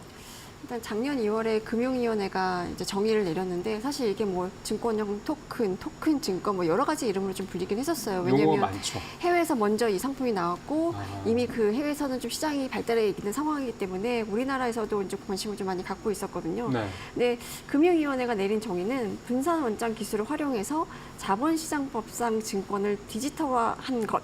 증권을 그쵸. 디지털화한 거. 그리고 명칭도 토큰 증권으로 이제 정리를 했습니다. 확정된 게 토큰 증권이네요. 그렇죠. 네. 분산원장이라는 건 아마 코인 하시던 분들도 많이 아실 거예요. 블록체인 그렇죠. 그렇게 연상하면 되는 거죠. 블록체인이 이제 분산원장의 일종인 건데 아. 거래 정보를 지금은 사실은 금융기관에서 거래하거나 이런 정보들을 금융기관의 서버에 중앙 서버에 그렇죠. 기록하도록 되어 있잖아요. 그래서 그 서버가 뭐 마비가 되거나 이러면 이제 난리가 났는데 실제로 그런 이 일이라고. 분산원자는 이제 중앙화된 서버가 아니라 분산화된 네트워크에 참여하는 참여자들이 공동으로 기록하고 관리하는 기술이라서 어찌 보면 뭐 보안성이라든가 뭐 정보의 신뢰성, 투명성 이런 것도 좀 높다는 평가인 거고 뭐 이걸 기반으로 토큰 증권을 발행하거나 유통하거나 관리를 하게 되면 거기에 필요한 비용이라든가 뭐 시간이 크게 단축되는 이제 이점이 좀 있거든요. 그러니까 지금처럼 막 엄청나게 돈을 들여서 서버를 막 구축을 해서 이렇게 모아놔야 되는 게 아니니 그것보다는 그죠. 이제 한 군데가 관리하는 게 아니라 공동으로 관리하는 시스템이니까 이제 여러 가지 이점이 있는 거죠. 근데 이 우리가 보통 이제 토큰 증권에서 그 증권의 종류를 보면 자본시장법상 이제 여러 가지가 있어요. 한 6개 정도로 분류가 되는데 우리가 보통 증권하면 주식, 채권, 채권, 이걸 네. 먼저 떠올리잖아요. 그러니까 주식 같은 경우는 지분증권인 거고, 지분증권. 이제 채권 같은 경우는 채무증권으로 우리가 채무증권. 뭐 공사채나 뭐 이제 뭐 일정 기간이 지나면 갚겠다라는 그렇죠, 권리를 그렇죠. 써준 게 채무증권인데 그 외에도 이제 파생결합증권, 우리 보통 ELS, DLS 예. 뭐 이런 게 파생결합증권에 해당이 되고요. 증권 예탁증권도 있습니다. 우리 여기 이제 증권이 있는데 뭐 미국에 거래되는 뭐 ADR 형식으로 거래되거나 아. 이런 식으로 증권 대체 증서라는 이제 증권 예탁 증권이 있고요. 이건 ADR이라고 생각하면 이해가 좀 되네요. 쉽게. 그렇죠. 이렇게 네 가지가 우리가 보통 정형적 증권이라고 부르고 그 밖에는 이제 수익 증권이 있고 투자 계약 증권이 있어요. 수익 증권은 이제 고객이 자산을 맡기면 운영에서 발생한 수익을 배분받을 수 있는 권리를 펀드. 그래서 보통 우리 이제 신탁 수익 증권이라고 신탁 수익 증권. 부르거든요. 네. 그리고 투자 계약 증권은 그냥 공동 사업이 있는데 거기 이제 투자를 한 거예요. 그러니까 이걸 투자할 때는 투자자들이 리스크를 다 인지를 하고 투자를 해서 여기서 나는 수익을 배분받을 수 있는 권리, 이걸 투자 계약 증권이라고 하는 거거든요. 뭐예요, 대표적으로? 그러니까 뭐 우리 뭐 조각 투자라는 게 사실 이제 이거의 일종인 건데 미술품 같은 거, 뭐 그쵸, 한우, 그쵸. 뭐 음원 그쵸, 이런 거 그쵸. 요즘에. 네, 신탁 수익 증권은 맡기는 거고 투자 계약 증권은 내가 그 투자에 직접 투자하는 거고 이 차이가 좀 있습니다. 이 두 가지가 비정형적 증권인 건데 이렇게 6가지 이제로 분류할 수 있는 증권을 어느 그릇에 담느냐에 따라서 달라져요. 그러니까 우리가 아마 한국거래소의 홍보관에 가면 보실 수 있을 텐데 옛날에는 그 주식을 증서로 발행했잖아요. 그렇죠. 실물증권 종이로, 종이에 써요. 예. 삼성전자, 네. 주식회사 삼성전자 이게 이제 실물증권인 거고 이제 지금은 이제 실물증권 발행은 하진 않죠. 실물증권 대신 전산 시스템에 기록해서 예를 들어 뭐 예탁원의 전산 장부에 기록하는 전자증권. 그러니까 전자증권으로 발행하는 게 요새 대부분인데 그게 아니라 이거는 이게 이 전자증권 같은 경우는 이제 중앙집중식 계좌부에 기재를 하는 거고 그렇죠. 이거를 분상원장에 기재하면 토큰증권이 되는 거예요. 그러니까 주식도 아. 실물증권이 있을 수 있고 전자증권이 있을 수도 있고 이거를 분상원장 기반으로 하면 그게 또 토큰증권이 되는 거거든요. 그러니까 이 토큰증권이라는 거는 어떤 특정 증권을 얘기를 하는 게 아니라 증권을 어떤 그릇에 담느냐 에 따라서 결정이 되는 거고 그걸 분상 원장에 담으면 그게 토큰 증권이 되는 된다. 겁니다. 근데 지금 토큰 증권이라는 거 사실은 여러분들 들어보셨겠지만 사실은 한 번 딱 들어서 탁 이해하면 좋겠지만 좀 어렵습니다. 공부를 좀 해야 될 필요가 있고 좀 워낙 다양한 증권에 대한 이게 사실은 굉장히 이제 학문적인 접근이라 이게 썩 와닿지는 않으실 겁니다. 이제 이런 부분들은 이제 저희 이제 유튜브로 또 내용을 좀 반복해 들으시면서 이해를 하시면 좋을 것 같고요. 여튼 토큰 증권 얘기를 들어보니까 뭐랄까 되게 어떤 한계가 없이 무궁무진하게 그죠. 투자 수단화 할 수 있는 그런 생각이 문득 들어서 그렇죠. 그렇게 해서 뭐 360조 뭐 시장 규모 얘기가 나온다는데 그럴 법하다는 생각이 드네요. 그렇죠. 이게 뭐 많은 기관들이 처음에 이제 전망을 냈던 게 2030년까지 이 시장 규모가 367조 뭐 이렇게 클 거다라고 이제 전망을 내면서 처음에 이 가이드라인이 나왔을 때 360조 시장 열린다 뭐 이런 식으로 헤드라인이 많이 뽑혔었어요. 아, 세네요. 네. 근데 이게 사실은 우리가 지금 이제 자본시장법상 뭐 주식이라든가 뭐 채권 이런 것들은 발행이 가능한데 그 외에 실물 자산들 있잖아요. 부동산, 미술품 이런 것들은 사실 이거를 유동화하기가 쉽지가 않았어요. 부동산 맞아요. 같은 경우는 유동화할 수 있는 방법들이 좀 많긴 했는데 부동산은 좀 그렇죠. 굉장히 복잡했습니다. 맞아요. 뭐 SPC도 세워야 되고 네, 네. 거기에 필요한 여러 가지 부대 그 작업들이 좀 많았는데 이게 토큰 증권이 도입이 되면 굉장히 쉽게 이걸 유동화할 수 있는 거예요. 그리고 투자자 입장에서 보면 이거를 작은 규모로, 그러니까 적은 금액으로 투자할 수 있는 그리고 기존의 개인 투자자들이 투자하지 못했던 그러니까 고액 자산가들 대상이었던 자산도 개인 투자자들이 접근하기 굉장히 쉬워지는 거죠. 예를 들어서 제가 볼펜 하나 들고 있는데 이게 무지하게 희소한 거란 말이에요. 그러니까 이거를 지금 권 기자 말씀대로 유동화한다라는 건 요 놈도 투자를 받을 수 있는 그쵸. 투자 상품으로 만드는 그쵸. 거다. 그게 이제 그쵸. 쉽게 얘기하면 유동화인데 그렇죠. 이제 굉장히 이런 게 다양해질 수 있다 이 말씀이 그렇죠. 되는 거네. 그러니까 사실 이제 자금 조달하는 입장에서도 보면 우리가 전통적으로는 IPO를 하잖아요. 그렇죠. 그러니까 네. 상장을 하는 그렇죠. 거죠. 상장을 해서 그 자금을 자금을 조달하는 건데 조달하는. 그 IPO는 굉장히 까탈스러워요. 깐깐하죠. 그러니까 요즘에 주가가 상장도 쉽지 해야 않다고요, 되고 더. 이제 상장 승인도 받아야 되고 그리고 기간도 오래 걸리고 거기에 들어가는 비용도 되게 많고 이런데 그래서 이제 자금 조달 수단으로 좀 눈을 돌렸던 게 ICO, 그러니까 코인을 발행하는 방식으로 이제 자금 조달했었는데 이 코인을 발행하는 방식은 사실 과정도 되게 쉽고 자금 조달이 어렵지는 않은데 이게 이제 법 규제, 그러니까 제도권 안에 들어와 있는 시장은 아니잖아요. 비제도권이죠. 그래서 이제 스캠 코인 사건, 사기 사건도 많이 발생을 했고, 신뢰가 그렇죠. ICO의 한 80%가 사기다라는 얘기가 나올 정도로. 그 정도예요. 그래서 사실 코인이라는 거는 기초 자산이 있는 게 아니기 때문에 우리가 뭐 사실 아직도 이제 비트코인을 안전 자산으로 치는 경향도 있긴 하지만 이걸 밸류에이션 할 수 있는 근거가 맞아요. 뭐냐라는 얘기들 좀 많이 하거든요. 네. 근데 이제 사실 STO 같은 경우는 IPO와 ICO 약간 중간 정도에 있는, 그러니까 그래서 어찌 보면 성장 가능성이 있는데 또 어찌 보면 쉽지 않은 영역이기도 해요. 그러니까 그러면은 쉽게 말하면 ICO, 그러니까 비제도권에 있는 거를 네. 제도권으로 들여온다. 그러면 이제 투자 안전성은 높아지는데, 안 높아지죠. 근데 이게 지금 뭐 법제가 일단 가능해져야 되고 그 법제화가 좀 되면 이 시장이 클 것 같긴 한데 일단 뭐 IPO나 이런 것들이 이제 회사 단위로 해야 되잖아요. 회사의 주식을 발행하는 거고 그렇죠. 이제 채권 발행도 회사의 채권을 발행하는 그렇죠. 건데 이 STO 같은 경우는 회사가 갖고 있는 자산 혹은 회사가 진행한 프로젝트, 그러니까 이게 그 프로젝트별, 자산별 자금 조달이 가능하기 때문에 어찌 보면 자금 조달 시장의 혁명이 될 거다라는 얘기들도 좀 많이 하고 있습니다. 그러면은 어느 회사가 IPO를 할 수도 있겠지만 어찌 보면 그 회사가 갖고 있는 무형 자산, 어떤 기술이 그죠. 되겠죠. 그죠. 또 어떤 인물, 그죠. 예를 들어서 뭐 머스크 같은 이런 인물도 네. 소위 말하면 투자를 받을 수 있는 네. 자산이 될 수 있다. 이런 개념이니까. 실제로 해외에선 그런 사례도 있어요. 내가 나중에 취업을 해서 이렇게 유명한 사람이 될 거니 그리고 내가 고소득자가 될 수 있으니 나한테 투자해서 본인 스스로 STO 한 경우도 있다고 하더라고요. 이게 진짜 깻잎 반장 차이로 사기와 네. 그다음에 정말 굉장히 탄력이 좋은 그런 투자와 그죠. 이렇게 되는 거네요. 결국 중요한 거는 밑바닥에 신뢰가 네, 깔려야 된다는 얘기인데 공신력이 깔려야 된다는 얘기인데 지금 말씀만 들어오면은 우리나라 투자자분들이 굉장히 좋아할 법한 그런 투자 수단이 될 것 같은데 네. 너무 조용한데요? 그러니까 지금 아까도 계속 말씀드렸던 것처럼 법제화의 문제가 있는데 STO 시장은 사실 해외에서는 이제 제도가 만들어지면서 시장이 좀 열린 그런 흐름으로 갔거든요. 네. 근데 우리나라는 이 법이나 제도가 만들어지기 전에 이 시장이 출발하게 된 계기가 뮤직하우가 좀 컸었어요. 아, 그러니까 음원 조각 투자. 정확히 말하면 음악 저작권료 참여 청구권을 파는 곳이었는데 네네. 여기가 뭐 음원에 투자하면 뭐 음원으로 발생하는 저작권료를 받을 수 있습니다. 그래서 광고도 엄청 하고 이러면서 회원이 100만 회원을 넘어섰었거든요. 예. 그러니까 이렇게 이런 조각 투자 업체들이 생기니까 이게 증권성이 있냐, 이게 투자자 보호가 제대로 되어 있는 거냐 이런 논란이 좀 일기 시작했고 이제 그때부터 금융당국이 뒤늦게. 뭔가 제대로 만들어야겠네. 그렇죠. 그러면서 이제 증권이 맞냐 아니냐부터 이제 시작한 거예요. 근데 결국은 뮤직하우가 판매하는 이 이제 조각 투자 상품이 증권성이 있다라고 이제 결론이 내려졌고 그렇죠. 그렇다면 여기에만 제대로 만들어야 되니까 그렇죠. 그래서 부랴부랴 금융위가 작년 초에 가이드라인을 냈거든요. 그러니까 네. 뮤직하우 입장에서는 사실 이게 증권성 판단을 받았으면 뭔가 이제 영업이 자초될 수 있는 위기고 이랬는데 오히려 반대로 이제는 제도권에서 정식으로 인정받고 영업을 할 수 있겠네라는 좀 긍정적인 평가들도 좀 있었었어요.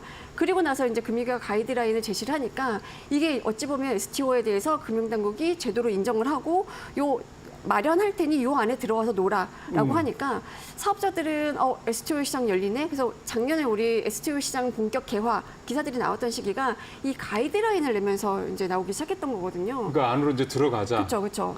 게다가 이제 당시에 윤창현 당시 국민의힘 의원이었는데 이분이 또 자본시장 개정법, 전자증권법 개정안을 이제 대표 발의를 했는데 자본시장법 개정안에는 이제 투자계약증권 그리고 신종자본증권 같은 거를 유통할 수 있는 거를 그러니까 허용하는 내용이 이 자본시장법 네. 개정안에 담겨 있었고 전자증권법에는 이제 블록체인 방식으로 증권을 발행할 수 네. 있는 그 내용이 담겨 있었거든요. 그러니까 요 두 가지 법안이 통과가 돼야만 실제로 STO 발행이 가능해야 그런 하는 거죠. 상황이었는데 네. 근데 아쉽게도 이 법안이 통과가 되지 못하고 21대 국회가 종료가 됐고 그러면서 자동으로 폐기가 됐어요. 그러면은 그동안 투자했던 그 회사들은 그러니까 그냥 완전히 날린 근데 모양이 된 거네요. 그 전에도 이제 STO, 그러니까 엄밀히 STO라는 의미의 이제 이 상품을 발행한 곳은 없었고 그 동안에는 사실 이제 전자증권 기반이긴 했었거든요. 근데 그 제도 얘기를 조금 더 하자면 그 사이에 금융위의 스탠스도 굉장히 보수적으로 좀 바뀌어서 금융위는 어쨌든 정부 기관인 거잖아요. 그렇죠. 고식자들이 계속 순환을 한단 말이에요. 발령이 나고 그 자리에 있다가 또 2, 3년 지나면 이제 다른 부서로 가고 이러는데 네. 국장 과장이 이제 담당 국장 과장이 바뀌면서 뭔가 좀 굉장히 보수적으로 바뀌어서 모르는 그때 사람이 오면 그럴 수 있죠. ST 업계에서는 어떤 얘기를 좀 했냐면 지금 숨만 쉬고 있어야 돼요. 뭘 하면 안 돼요. 이런 분위기가 좀 팽배했었고 특히나 이제 규제 샌드박스에 들어가야 가야 이걸 할 수 있었는데 규제 샌드박스 들어가기조차도 하늘의 별 따기다 이런 얘기들이 좀 나오고 있었는데 사실 금융위 입장도 이해가 안 가는 건 아닌 게 워낙에 이제 새로운 금융 상품이고 이 금융 상품으로 인해서 여러 가지 노이즈가 발생을 할 수 있는 거잖아요. 예. 금융위 입장에서는 금융 소비자를 보호하는 게 이제 최우선 그러면- 과제였을 예, 거고 예. 이게 또 블록체인 기반이라고 하니까 살짝 이제 코인과 오버랩되는 부분도 있고 그래서 굉장히 신중했을 거예요 아마. 근데 그거는 또 충분히 이해를 하나 이게 또 어쨌든 금융에서 뭐 쉽지 않은 혁신이었기 때문에 거기에 대해서 좀 전향적으로 금융위가 좀 나서줬으면 좋았을 텐데라는 얘기를 하는 분들이 좀 있습니다. 근데 지금도 조각 투자를 하고 네. 기사에도 조각 투자한다. 특히 미술품 얘기들을 네네. 많이 하고 그래서 그렇죠. 그럼 이게 일반인들 저 같은 사람들이 봤을 때는 그럼 되는 거야, 안 되는 거야, 되고 있는 거야, 또 안 되고 있는 거야, 뭐 이런 거에 대한 좀 혼란이 생기는데요.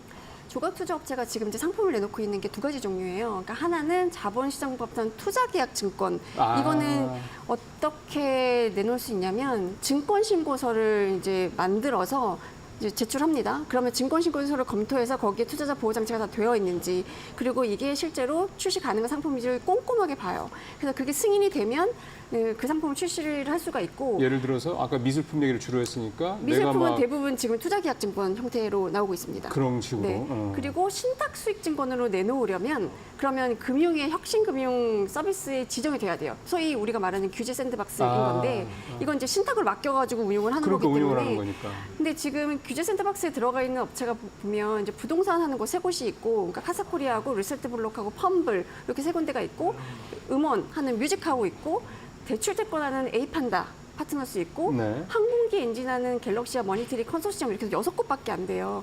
그 샌드박스에 지정되기가 워낙 어려우니까 그러네요. 작년 말 같은 경우는 그러니까 금융위 규제 샌드박스 1차 심의에 36건의 이 조각투자 사업안이 올라왔거든요. 글쎄요. 그중에 31곳이 탈락하고 올 들어서 유일하게 한 곳, 그러니까 갤럭시와 머니터리 컨소시엄 한 곳만 승인을 받은 상태라서 뭐 조금 이제 쉽지 않은 상황이기도 하고 투자계약증권도 마찬가지로 이제 증권신고서를 내서 승인을 받으면 되는데 이게 뭐 우리가 IPO하고 이러면 뭐 최소 이제 뭐 몇백억 단위 그리고 많게는 조 그렇죠. 단위로 조 자금을 단위, 조달을 예. 하잖아요. 근데 이런 증권신고서는 뭐 10억, 20억 정도인 거거든요. 소규모인데 그렇죠. 이거를 조달하기 위해서 증권신고서를 막 200페이지짜리를 쓰고 막 이래야 돼요. 근데 이게 그것도 제도가 좀 경직적으로 네, 적용이 되는구나. 한 번에 통과되는 경우는 거의 없고 정정 신고를 해야 되고 막 반려되는 경우도 좀 많고 이래서 이렇게 까다로운 승인 과정을 거쳐서 공모를 했는데도 이제 청약률은 높았으나 실제로 대금을 납부하지 않아서 실권주가 발생하기도 하고 그래서 청약 미달이 되기도 하는 경우들이 좀 생겼었고요. 예.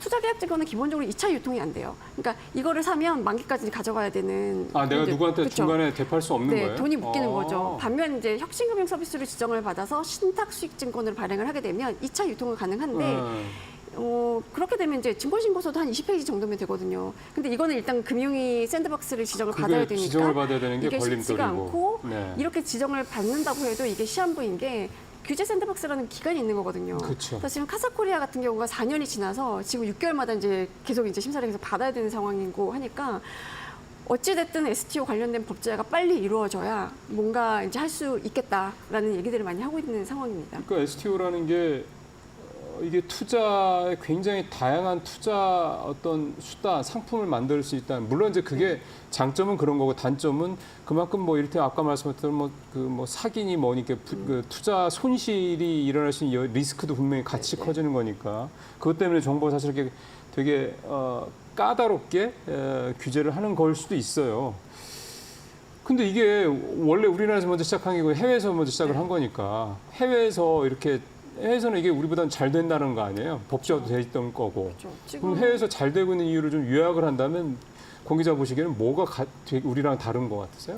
제도인 거죠. 제도가, 그러니까 법적 제도 이런 게 돼 있다. 미국이나 싱가포르 같은 경우가 2017년에 관련된 제도를 만들었고 미국 같은 경우는 지금 STO 거래소만 15개 정도가 운영이 되고 있고요. 굉장히 활성화돼 있구나. 예, 싱가포르도 2017년에 가이드라인 배포하고 2020년에 STO 플랫폼을 정식 인가를 내줬거든요. 예. STO 플랫폼은 기본적으로 이제 라이센스 받아야 되는데 토큰 자금 발행은 이제 자본시장법과 무관하게 발행을 할 수가 있어요. 네. 그리고 싱가포르의 이 우리나라로 따지면 규제 샌드박스가 굉장히 신속합니다.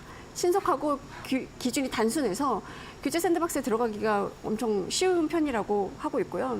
일본 같은 경우는 특이하게 증권사 중심으로 이 STO 시장이 조성이 돼서 증권사들이 이제 모인 STO 협회라는 데가 있고 이 STO 협회에 이제 자율 규제 기능을 부여를 해서 여기서 이제 라이센스를 내주는 방식으로 하고 있어서 일본도 우리나라보다 좀 앞서 있고 한데 미국 같은 경우는 지금 미국 SEC에 등록된 거래 플랫폼 중에 INX라고 있거든요. 예. 여기는 영국 프로 축구 클럽 와포드의 소수 지분을 이제 STO 하기도 했고, 그러니까. 뭐 이제 컨텐츠, 미디어 네. 컨텐츠 같은 것들을 이제 수익을 공개할 수 있도록 STO로 발행하기도 하고, 네. 뭐 미국의 또 다른 STO 거래 플랫폼 중에 유명한 곳이 시크리타이즈라는 곳인데 여기는 사모펀드를 또 토큰화가 있어요. 그러니까 KKR이나 네. 해밀턴 레인 같은 네. 이제 유명한 사모펀드가 운영하는 펀드를 토큰화한 거예요.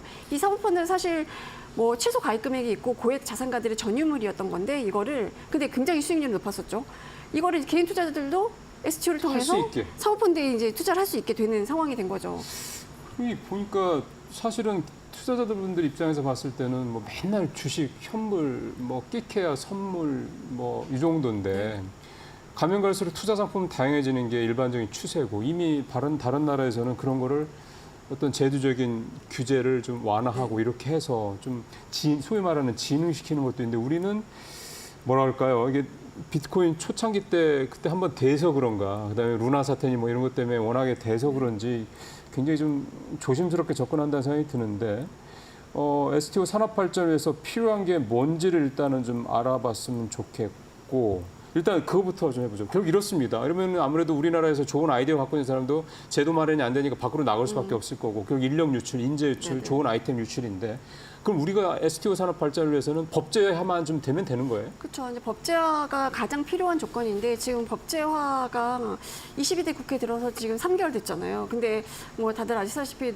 워낙에 이제 정쟁, 여야 간 이제 당론이 갈리는 법안들 때문에 정쟁도 좀 심했고 뭐 이런데 문제는 그 윤창현 그러니까 의원이 낙선을 해서 지금 STO 법안을 깃발 들고 이제 나설 의원이 없는 거예요. 근데 그나마 다행인 거는 최근에 뭐 국민의힘 의원들 몇 명 주축으로 해서 세미나도 열려서 토큰 특권 미래에 대해서 논의하는 세미나가 열렸고 그래서 이제 이 국민의힘에서는 좀 관심을 가지고 뭔가 법안 발의를 할 수도 있겠다라는 기대감이 업계에선 좀 생겼고 네.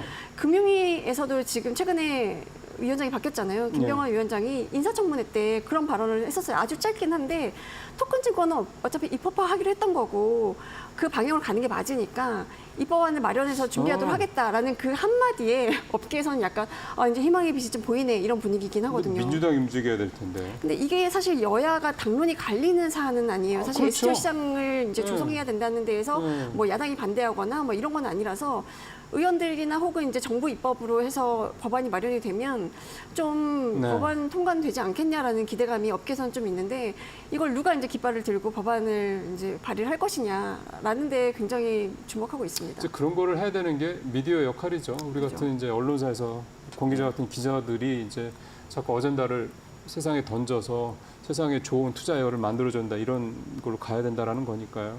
제 이 마지막으로 요거 하나만 그래서 이제 결국 이제 말씀드린 대로 이게 자꾸 시장에서 회자가 돼야 되는 건데 뭐 주말에 그런 행사가 열린다면서요. 이거는 저희 이데일리하고 이데일리 TV가 공동으로 주최하는 행사인데 작년에 처음 했었고 올해 두 번째예요. 그러니까 이 STO 시장이 뭔가 다른 해외는 먼저 이제 발전했고 그러니까. 우리나라는 법제에 막혀 있긴 한데 이걸 조금 더 빨리 풀어서 그쵸. 업계가 좀 많이 컸으면 급성장했으면 좋겠다라는 생각 때문에 이제 만들었던 건데 29일하고 30일 한국거래소에서 열립니다. 이 국내외 연사 한 38명 정도 참여하는 어우, 굉장히 큰 굉장히 큰 행사인데요. 행사네. 나름 이제 업계에서 유명하고 인지도 있는 분들이 좀 많이 오는데 아까 제가 말씀드렸던 미국의 INX하고 최근에 그 벡트 파이낸스라는 데가 같이 선적권 만든 게 뭐냐면 엔비디아 주식을 토큰화했어요. 그러니까 엔비디아 주식을 사실 우리가 그냥 살 수도 있지만 그렇죠. 이걸 토큰화한 거 사면 엔비디아 주가 수익은 그대로 누릴 수 있으면서 토큰이기 때문에 24시간 거래가 될 수가 있고 이 INX에서 코인 거래도 가능하거든요. 그러니까 코인으로 보내서 코인으로 엔비디아 주식을 사고 다시 코인으로 현금화할 수 있는 약간 이런 것도 그러니까 사용자의 편의성을 좀 높인 뭐 이런 이제 상품을 좀 개발하기도 했습니다. 그 상품의 기초 자산이 엔비디아라는 거 엔비디아죠. 아니에요. 그럼 신뢰가 좀 더 가죠. 그죠.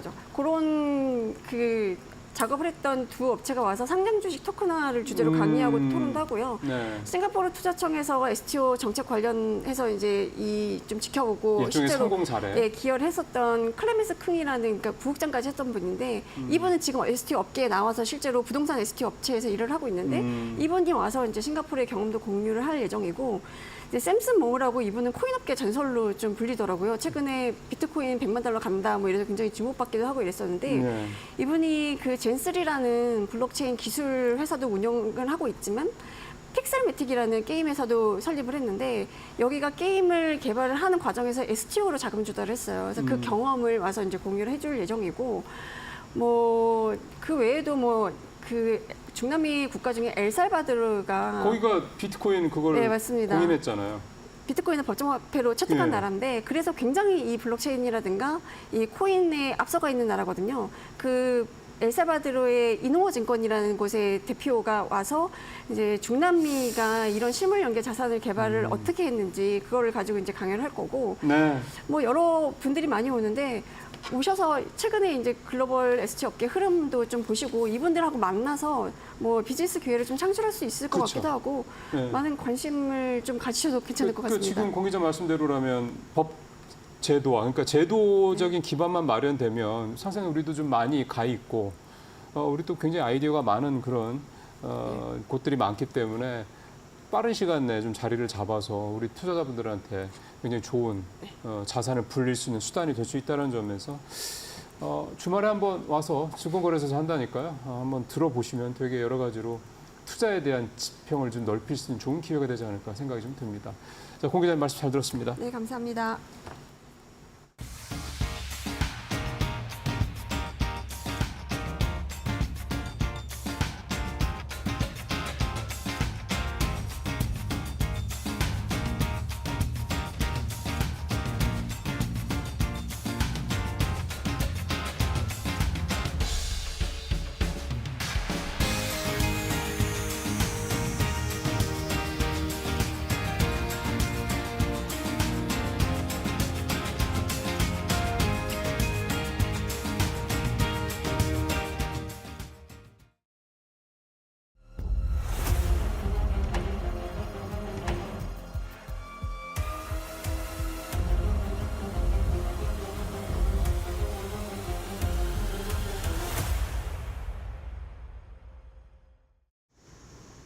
안녕하세요. 메디토크 신일섭입니다.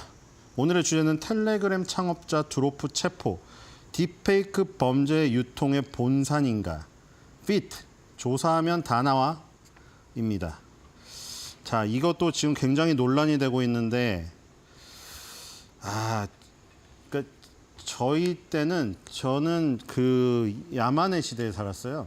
그러니까 뭐 왜 야만의 시대냐면은 문방구에서 팔았던 그런 풍선 부는 그 어떤 장난감에 지금의 몇십 년 지나서 와서 보니까 그게 다 유독물질이었고 수학여행을 경주로 가는데 요즘에 경주도 안 간다며 한 10평도 안 되는 방에다가 30명을 쳐놓고 그런 시절에 살았어요. 근데 이 얘기를 왜냐하면 그때 비행 청소년 그때도 있었거든요. 그때 비행 청소년이란 거 그때 삐삐 시절이라 핸드폰도 없었고 그때 저희 때 비행청소년 신문에 난 거 보면은 뭐 그래요. 야산에 가서 비닐봉지에 부탄가스를 넣고 흡입을 했다. 뭐 이런 게 비행청소년이었어요.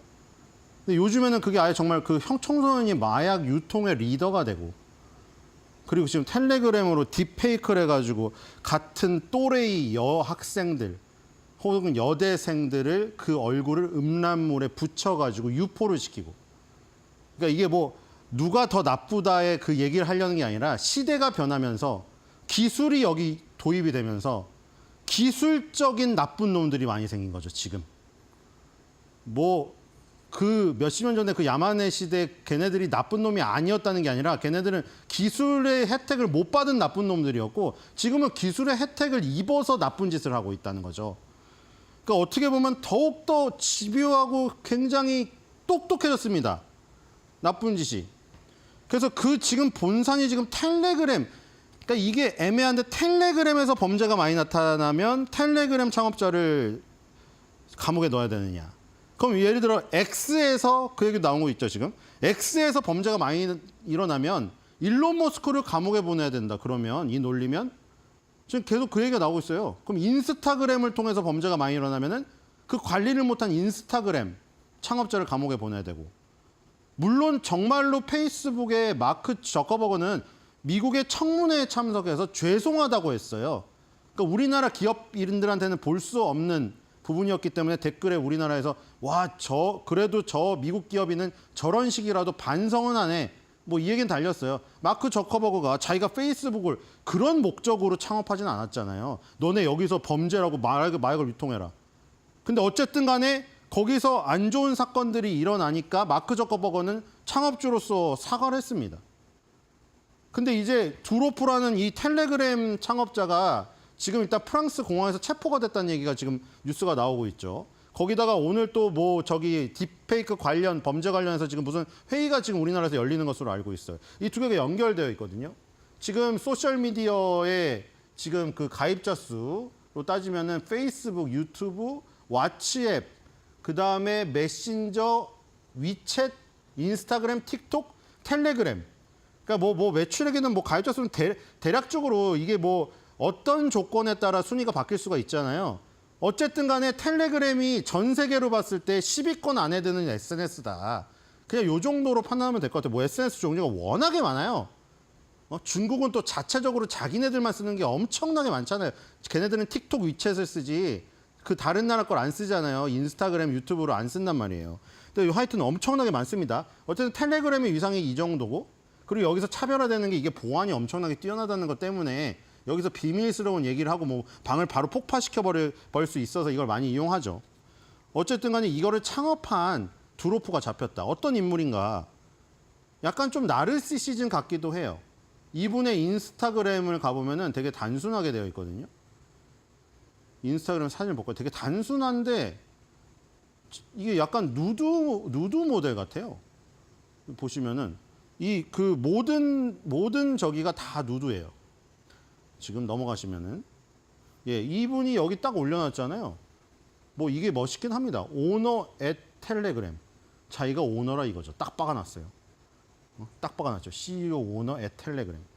팔로워가 153.5만인데 팔로워 한 사람 한 명도 없네요. 그렇죠? 자존심인가요? 자, 근데 나르시시즘인가요? 자, 근데 이게 잘났으니까 이러죠. 만약에 막 몸이 막 정말 배가 산만하고 막 이러면 이거 올리면 공감이 가겠습니까? 이분이 이렇게 얼굴도 잘생겼잖아요. 그래서 이 우월한 유전자로 이분이 이 정자를 12개국의 100여 명에게 기증을 해서 생물학적 자녀가 전 세계에 100여 명이나 있어요. 이분의 정자를 기증받아서. 이분의 아들, 딸들이 지금 직접 진짜 가족은 아닌데 생물학적 가족이 이렇게 많아요. 우월한 유전자이기 때문에. 그런 분인데 일단 체포가 되었다. 뒤로 가겠습니다. 체포가 된 내용은 그것 때문이야. 아까 말한 대로. 텔레그램을 통해 가지고 소아성애자랑 마약 밀매업자 범죄 정보가 유포가 됐는데 그거에 대해서 텔레그램 창업주인 두로프한테 조사를 하려고 했는데 조사랑 협조를 거부했다는 이유로 프랑스에서 체포영장이 발부가 돼서 지금 공항에서 체포가 된다는 소식까지 들어왔어요. 그래서 일론 머스크가 올렸습니다. 일론 머스크는 모든 이슈에 대해서 다 올리는 것 같아요. 이슈를 매일매일 보는 것 같은데 파벨 두로프를 지지했습니다. 머스크가 미국 수정헌법 1조의 표현의 자유를 강조하면서 유럽은 지금 2030년인데 사람들이 밈처럼 처형을 당하고 있다. 이런 얘기를 했습니다. 그러니까 일론 머스크도 자기가 X의 저기잖아요. 창업주는 아니지만 데리고 왔잖아요. 그러니까 어차피 뭐 동병상련의 느낌으로 올린 것 같아요. 다음으로 가보겠습니다. 그리고 이건 톤 소사이어티인데 톤 소사이어티는 뭐냐면 여기서 톤 코인을 만드는데 톤 코인이 그거예요. 텔레그램에서 내가 응원하는 창조자한테 돈을 준다던가 여기 서비스를 쓸 수 있는 재화인데 그걸 만드는 회사가 톤 소사이어티인데 여기에 약간 저항의 상징으로 로고를 이렇게 바꿨습니다. 레지스탕드 도구 걔인데 레지스탕드 복장을 한 도구로 이걸 바꿔서 지금 두로프가 체포된 데에 대해서 저기를 한 거죠. 항의를 하는 뜻으로 이렇게 바꿨고요. 지금 그 다음에 뒤로 가보겠습니다. 자, 그리고 이제 이분이 등장합니다. 터커 칼슨.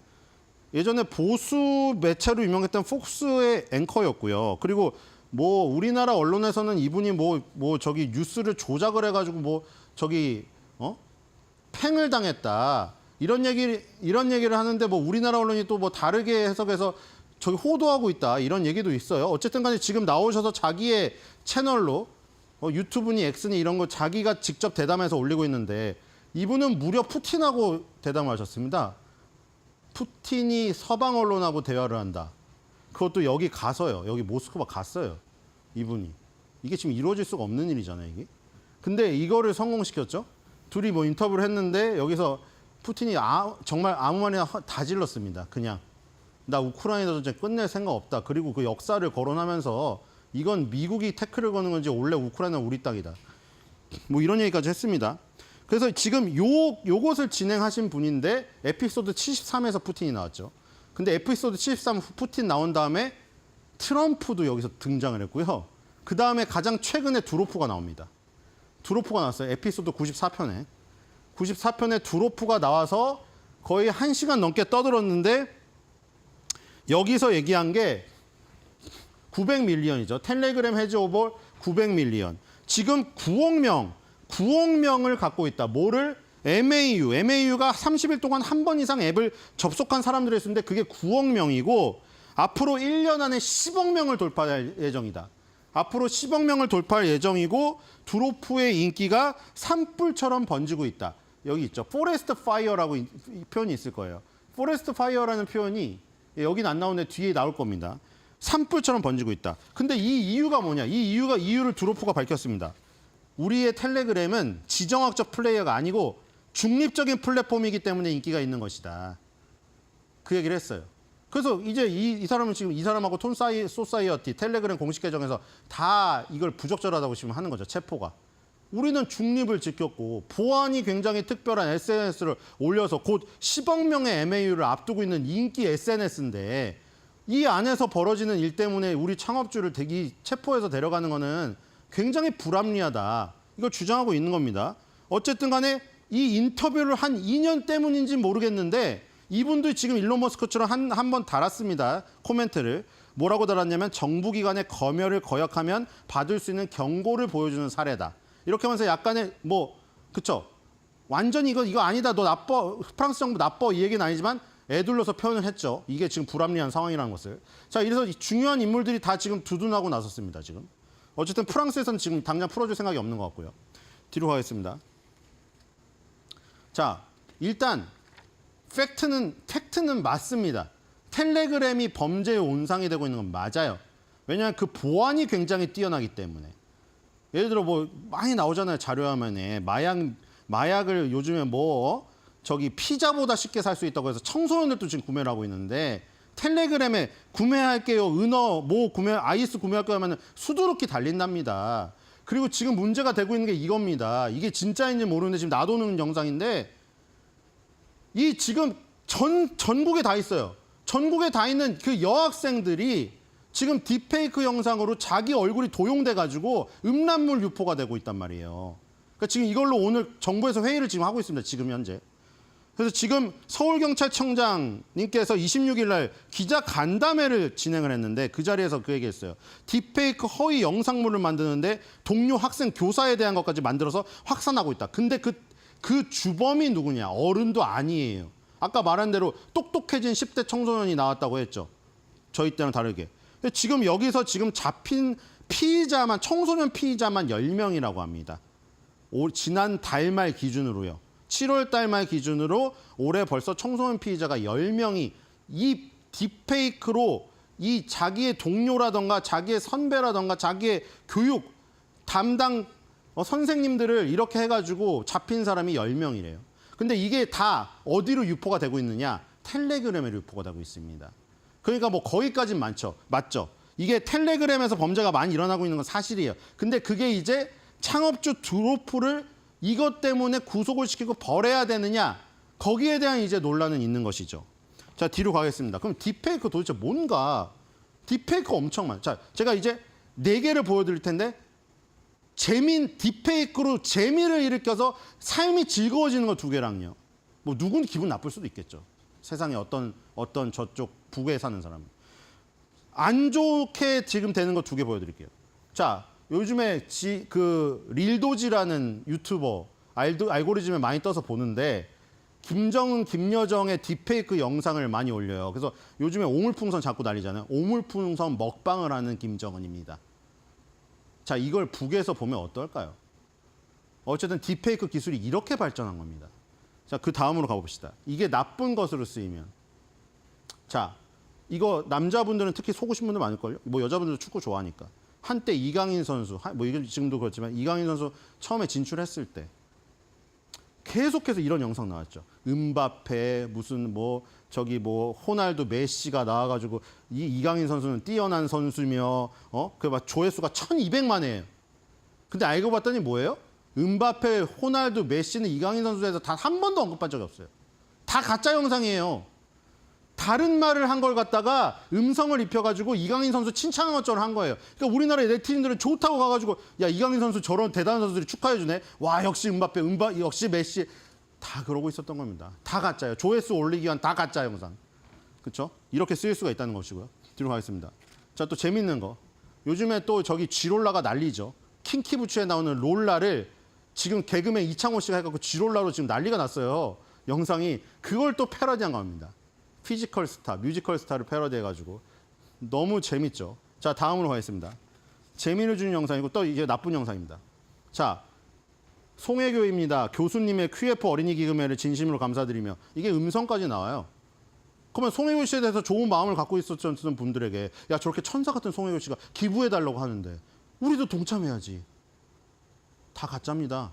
송혜교 씨, 조인성 씨 나와가지고 맑은 눈망울로 뭐 기부에 참여해달라고 다 기부를 하는데 다 엉뚱한 데 돈주머니로 가는 겁니다.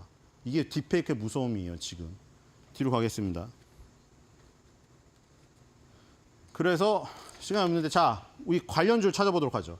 과학기술 정통부에서 2020년에 디지털 뉴딜 핵심으로 데이터댐 구축에 나서다. 댐이 뭡니까? 많이 물을 모아두는 거죠. 데이터댐은요. 데이터를 많이 모아두는 거다. 저렇게 딥페이크 영상들이 판치니까 정통부에서 나섰어요. 자, 뒤에 과제를 볼게요. 그 뭘 했느냐? 일단 데이터를 엄청나게 확보를 했습니다.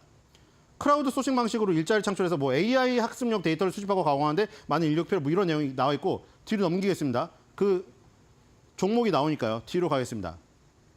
그 부분만 봐야 될 것 같아요. 앞으로 다시 갈까요? 하나만 앞으로 가주세요. 하나만 더 앞으로 가주세요. 네, 여기서 지금 여기입니다. 딥페이크 방지 영상 AI 데이터 해가지고 여기 이게 뭐냐면은 딥페이크로 저렇게 아까 나온 것들 있죠. 조인성 씨, 송혜교 씨 이런 것들을 학습을 하는 거예요. 그래서 가짜 영상들을 많이 학습해가지고 그거를 AI가 판단해서 이게 가짜라는 걸 걸러내주는 그거를 지금 데이터를 쌓고 있는 겁니다. 그거를 머니브레인이라는 회사가 주도를 했고요. 이 밑에 크라우드웍스라는 지금 상정회사죠. 거기서 데이터 라벨링을 통해 가지고 지금 그걸 데이터를 쌓아서 구축을 하고 있습니다. 가짜 이미지들을요. 열심히 공부해서 아무리 가짜라고 속여도 AI가 판별할 수 있게. 그래서 이렇게 관련주를 뽑히게 됩니다. 뒤로 가겠습니다.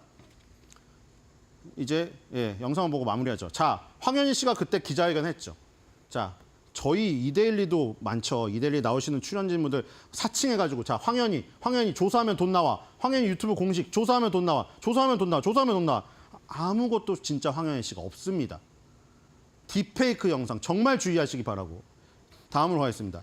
자, 이 딥페이크 범죄를 저지른 사람들은 바로 당황하셨어요, 고객님? 보이스피싱 범죄자와 함께 가장 악질이라고 생각이 됩니다. 그러니까 이런 것들을 거르는 크라우드웍스의 그런 딥페이크 방지 영상 데이터 이런 기술들도 필요하겠지만 우리의 주의도 필요하다. 이렇게 생각이 됩니다. 한 줄 매듭형입니다. 딥페이크 보이스피싱 장난질 친 피고인에게 오물풍선 먹방 10시간형을 명한다. 땅.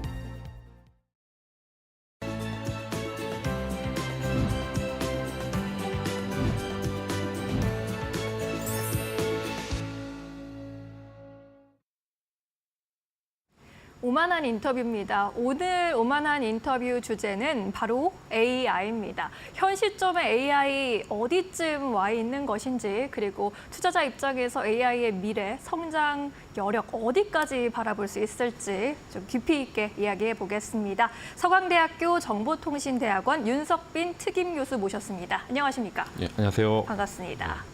지금 AI 하면요, 지금 AI 미래에 대해서 아직은 좀 불안하게 바라보는 시각도 존재하고 있습니다. 바로 AI 거품론이죠. 투자를 많이 했는데 언제쯤 성과를 좀 볼 수 있을까라는 겁니다. 시장에서는 여전히 AI 거품론 관련 우려가 나올 때마다 미국 주식들은 물론이고 우리나라 종목들도 좀 영향을 좀 부정적으로 많이 받기도 하거든요.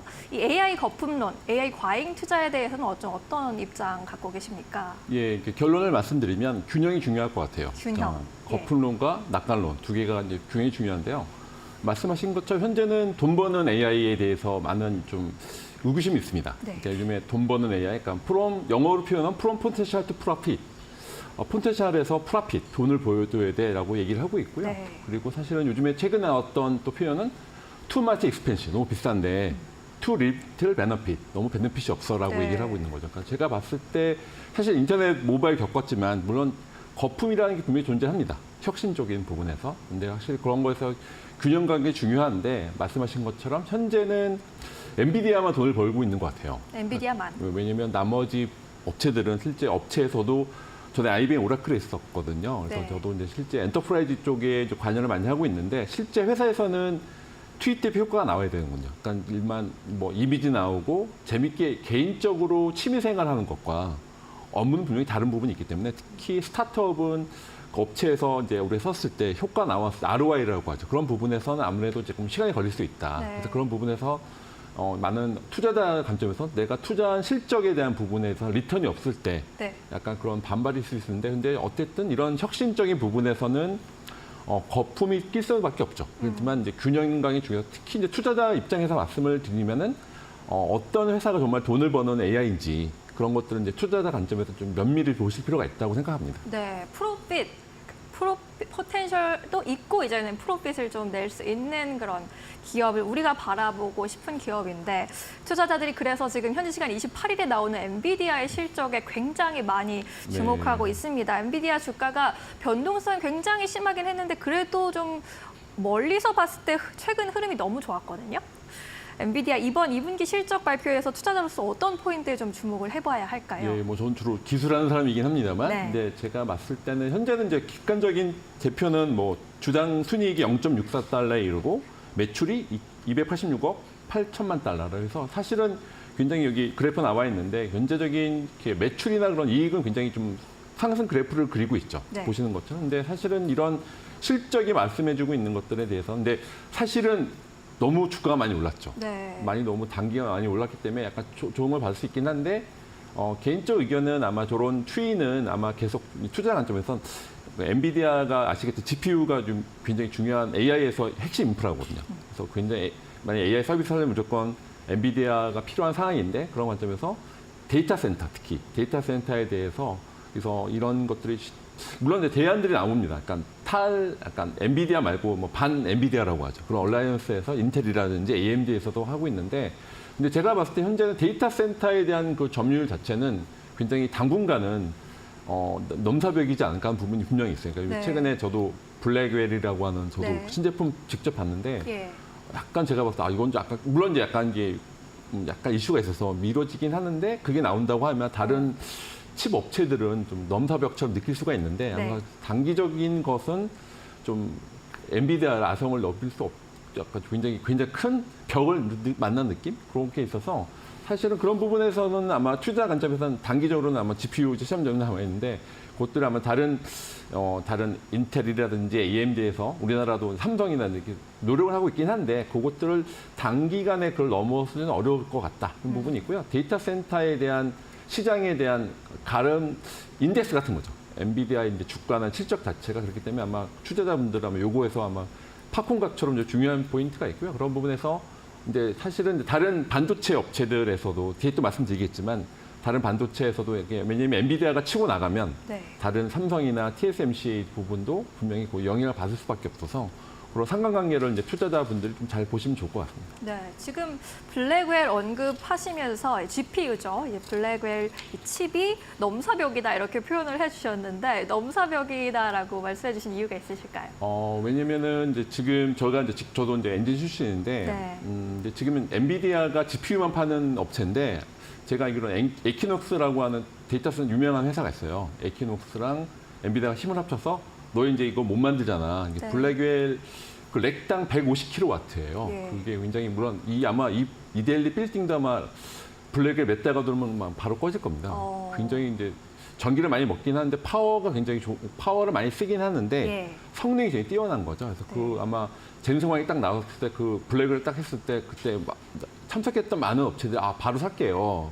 라고 한 만큼 왜냐면 성능이 비싸기도 한데 성능이 굉장히 좋게 나와서 네. 제가 봤을 때는 이제 아마 엔비디아는 에키녹스랑 힘을 합쳐서 너희 이제 못 만들잖아. GPU 에이즈 서비스처럼 해서 데이터 센터에 대한 것들이 아마 GPU만 파는 걸로 끝나지 않을 것 같고요. 엔비디아는 에키녹스에 힘을 합쳐서 데이터 센터 자체를 다 클라우드를 직접 할 것 같습니다. 그러니까 예를 들면 지금 MS나 AWS가 있지 않습니까? 네. 그런 클라우드 업체 말고 우리가 직접 할게라까지 거기까지도 아마 생각하고 있는 것 같아요. 멀리 보고 있네요. 그래서 아마 네. 엔비디아에 대한 그런 것들이 사실은 저도 한국 사람이니까 그런 다른 대안들이 나오면 좋긴 한데 실은 여기 화면 나오는데 엔비디아에서 블랙웰 자체는 엔지니어 관점에서 보면 저거 굉장히 넘사벽처럼 느낄 수밖에 없는 건 또 아마 그래서 그 많은 업체들이 그 저게 나온다고 하면 아마 바로 다른 업체들에서는 이걸 어떻게 처리될까 고민되는 포인트이지 않을까 생각합니다. 알겠습니다. 젠슨황이 자신감 뿜뿜하는 이유가 있었던 것 같습니다. 이렇게 엔비디아가 중요한 지표 역할을 해주고 있는 가운데 오픈 AI, 구글, 메타, 애플 같은 글로벌 기업들 집중적으로 AI 개발에 사활을 걸고 있는 상황입니다.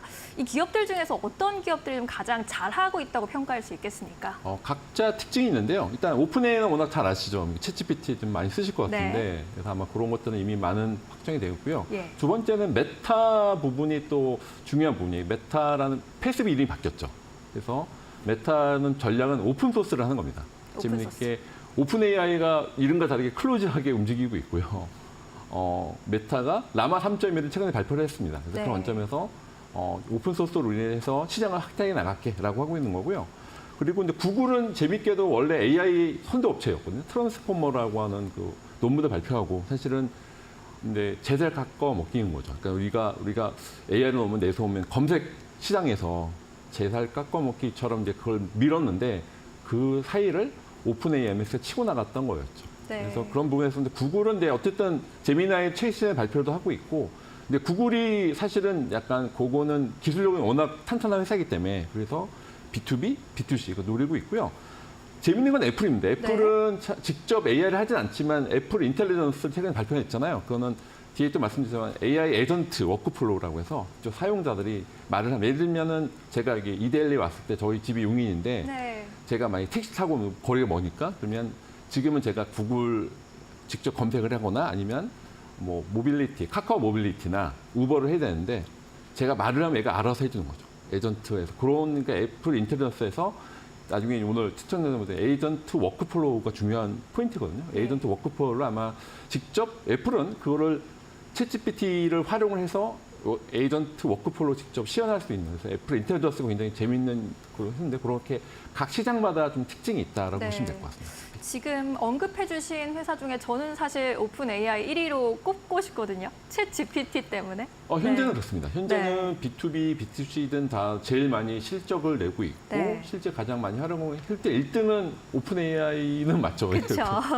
이 챗 GPT 개발사인 오픈 AI가 이 자사의 최신 모델인 챗 GPT 4.5의 소형 버전으로 GPT-4 미니를 출시했습니다. 가성비를 높인 버전이라고 하던데 구체적으로 얼마나 싸진 거고 어떤 점이 개선이 된 걸까요? 네, 일단 숫자로 말씀드리면 GPT-4 미니는 이제 입력 토큰 100만당 15센트 그리고 출력 토큰 100만당 60센트를 제공해서 GPT 3.5 터보보다 60% 저렴해졌습니다. 네. 그러니까 그래서 미니라는 표현답게 굉장히 60% 이상 싸졌고요. 그래서 실제 개발자나 스타트업은 만약에 돈을 벌기 어렵잖아요. 네. 그래서 원래 GPT-4 API 콜할 때마다 너무 비쌌거든요. 그래서 그런 것들이 가격이 싸진 게 맞고 경량화, 좀 이제 경량화라고 해서 가벼워졌죠. 그래서 사실은 뒤에 또 약간 말씀드렸는데 LMM, 스몰 LMM, 옴니버스 LMM처럼 점점점 이렇게 좀 경량화가 중요한 부분이군요. 그런 부분에서 GPT-4 미니가 스타트업이나 아니면 생태계 자체를 확장해 나가기 위해서 그런 오픈 AI가 전략적으로 그래서 네. 우리는 전체 큰 버전도 있고 경량화된 네. GPT-4 미니로 여러 가지 스타트업이라든지 엣지단 거기서 흔히 말하는 IoT라고 하죠. 그래서 스마트폰이라든지 자율주행차라든지 그 엣지단에 있는 디바이스에도 들어가게 하는 그런 게 전략이라고 보여져서 사실은 그런 것들은 제가 다른 방송에 말씀드리긴 했는데 이런 것들은 사실은 굉장히 이 LMM 이 시장을 많이 좀 포하는 편이지만 이미 빅테크를 잡고 있는 거고 네. 남아 있는 건 도메인 스페시픽한 B2B에서 영역들이 남아 있는데 그 시장조차도 우리는 놓칠 수 없어라고 하는 오픈 AI가 어떻든 강력한 의지의 표현이라고 볼 수가 있을 것 같습니다. 오, 알겠습니다. 한편에 아까 언급해 주셨듯이 메타도 라마 3.1 이것도 오픈형 생성형 AI 모델입니다. 네. 3.1을 내놨는데 출시 한 달 정도 됐는데 다운로드는 뭐 예상보다 그렇게 좋진 않았다라는 그런 이야기도 들리더라고요. 라마 3.1은 GPT와 비교했을 때 어느 정도 수준인지 어떤 평가를 받고 있는지 궁금해요. 네, 저 개인적인 객관적으로 보면 그래프로 보면 원래는 GPT-4가 이렇게 됐으면 라마 3.1이 굉장히 많이 따라잡았습니다. 이게 저 혼자 표현하는 게 아니라 이제 객관적인 면에서 그 성과 퍼포먼스 자체는 굉장히 GPT-4하고 비교했을 때도 거의 한 80%? 네. 90% 성능이 나왔고요.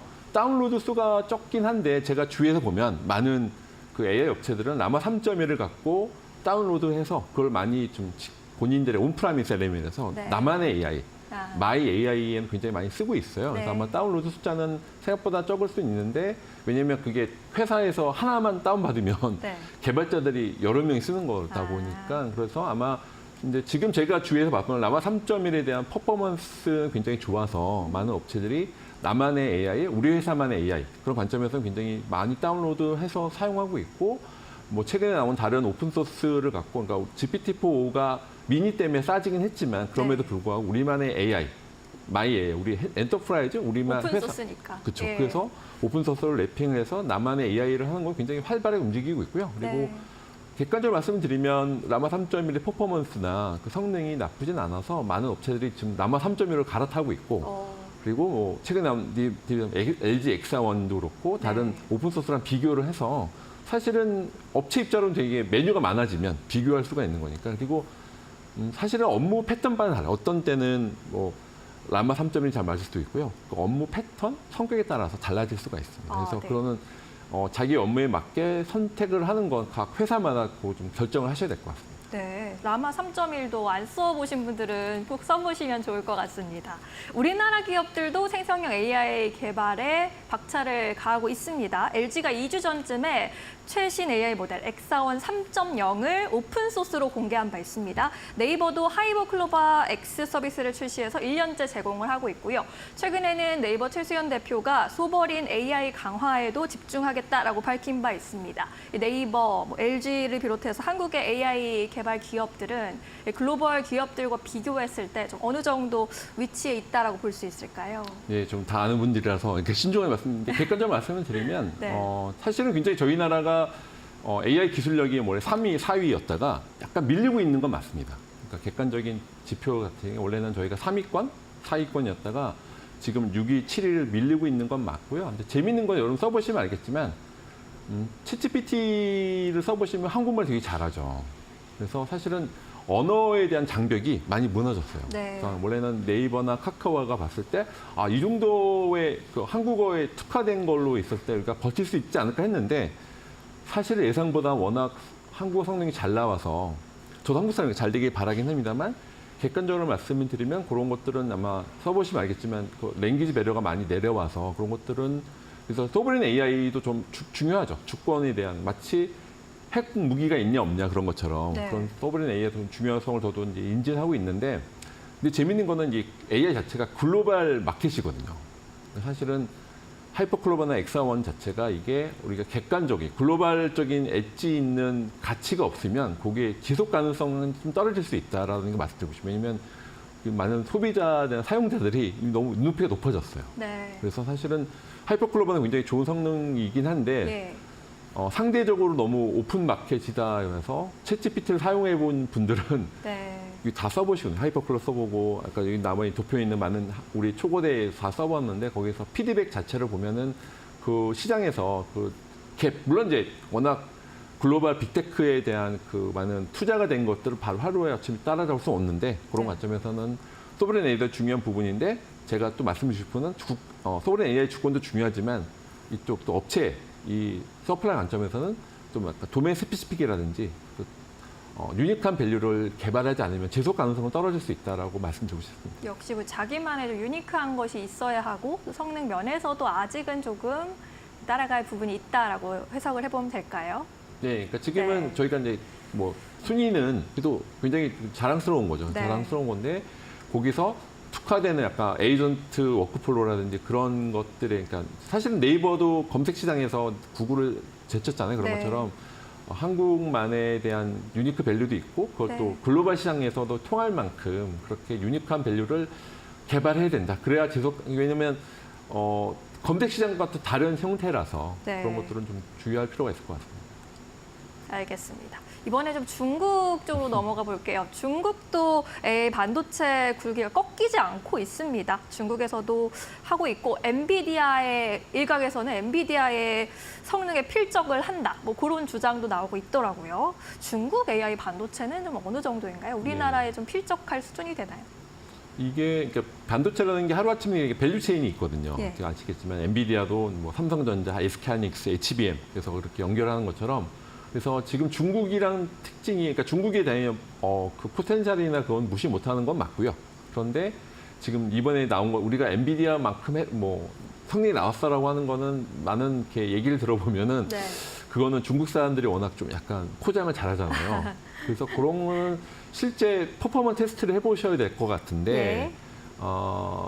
현재는 그만큼은 아닌데 중국이 워낙 AI 연구 인력도 많고 인구도 많고 그래서 그런 관점에서 포텐셜은 무시 못한다. 포텐셜 무지 못한다. 근데 지금 현재 막 나오고 있는 데이터나 그런 것들은 한 검증할 필요가 있다라고 말씀드리고 싶습니다. 알겠습니다. 그렇다면 이제 우리나라에서 AI 기술력, 경쟁력을 좀 끌어올려야 할 텐데 그렇게 하기 위해서 어떤 과제들이 좀 필요한 상황입니까? 저희 나라가 SK, 네. 하이닉스, 삼성전자에서 HBM 워낙 뭐 메모리는 강한 점이 있죠. 메모리 이미 잘 밸류체인 했고요. 이제 코어 쪽이 중요한 건데요. 결국은 그거는 현재는 워낙 투자가 들어가는 여기 뭐 500대 기업 뭐 특허 등록성이 나와 있는데 지금 사실은 본질적인 부분이니까 인터넷 모바일도 마찬가지지만 거기서 인프라 담당이 있고 서비스가 중요하지 않습니까? 결국 많은 소비자나 아니면 이 기업들이 본질적 가치를 제공하는 것들에 대해서 중요한 그러니까 인프라로서에 대한 것 뒤처질 수 있지만 서비스 아니면 뭔가 특화된 것들을 치고 나서 해야 되는 거 그러니까 도메인 스피시한 영역 우리 난 뭐 금융권에 잘 쓸게 아니면 제조권에 쓸게 그런 식으로 이렇게 포인트를 잡는 게 중요하다고 생각합니다. 네, 잘 알겠습니다. 그럼 마지막으로 질문 드리고 싶은데 이제 시청자 여러분들께 AI 투자와 관련해서 좀 조언해 주실 점이 있다면 어떤 말씀이 될지 한 말씀 부탁드리겠습니다.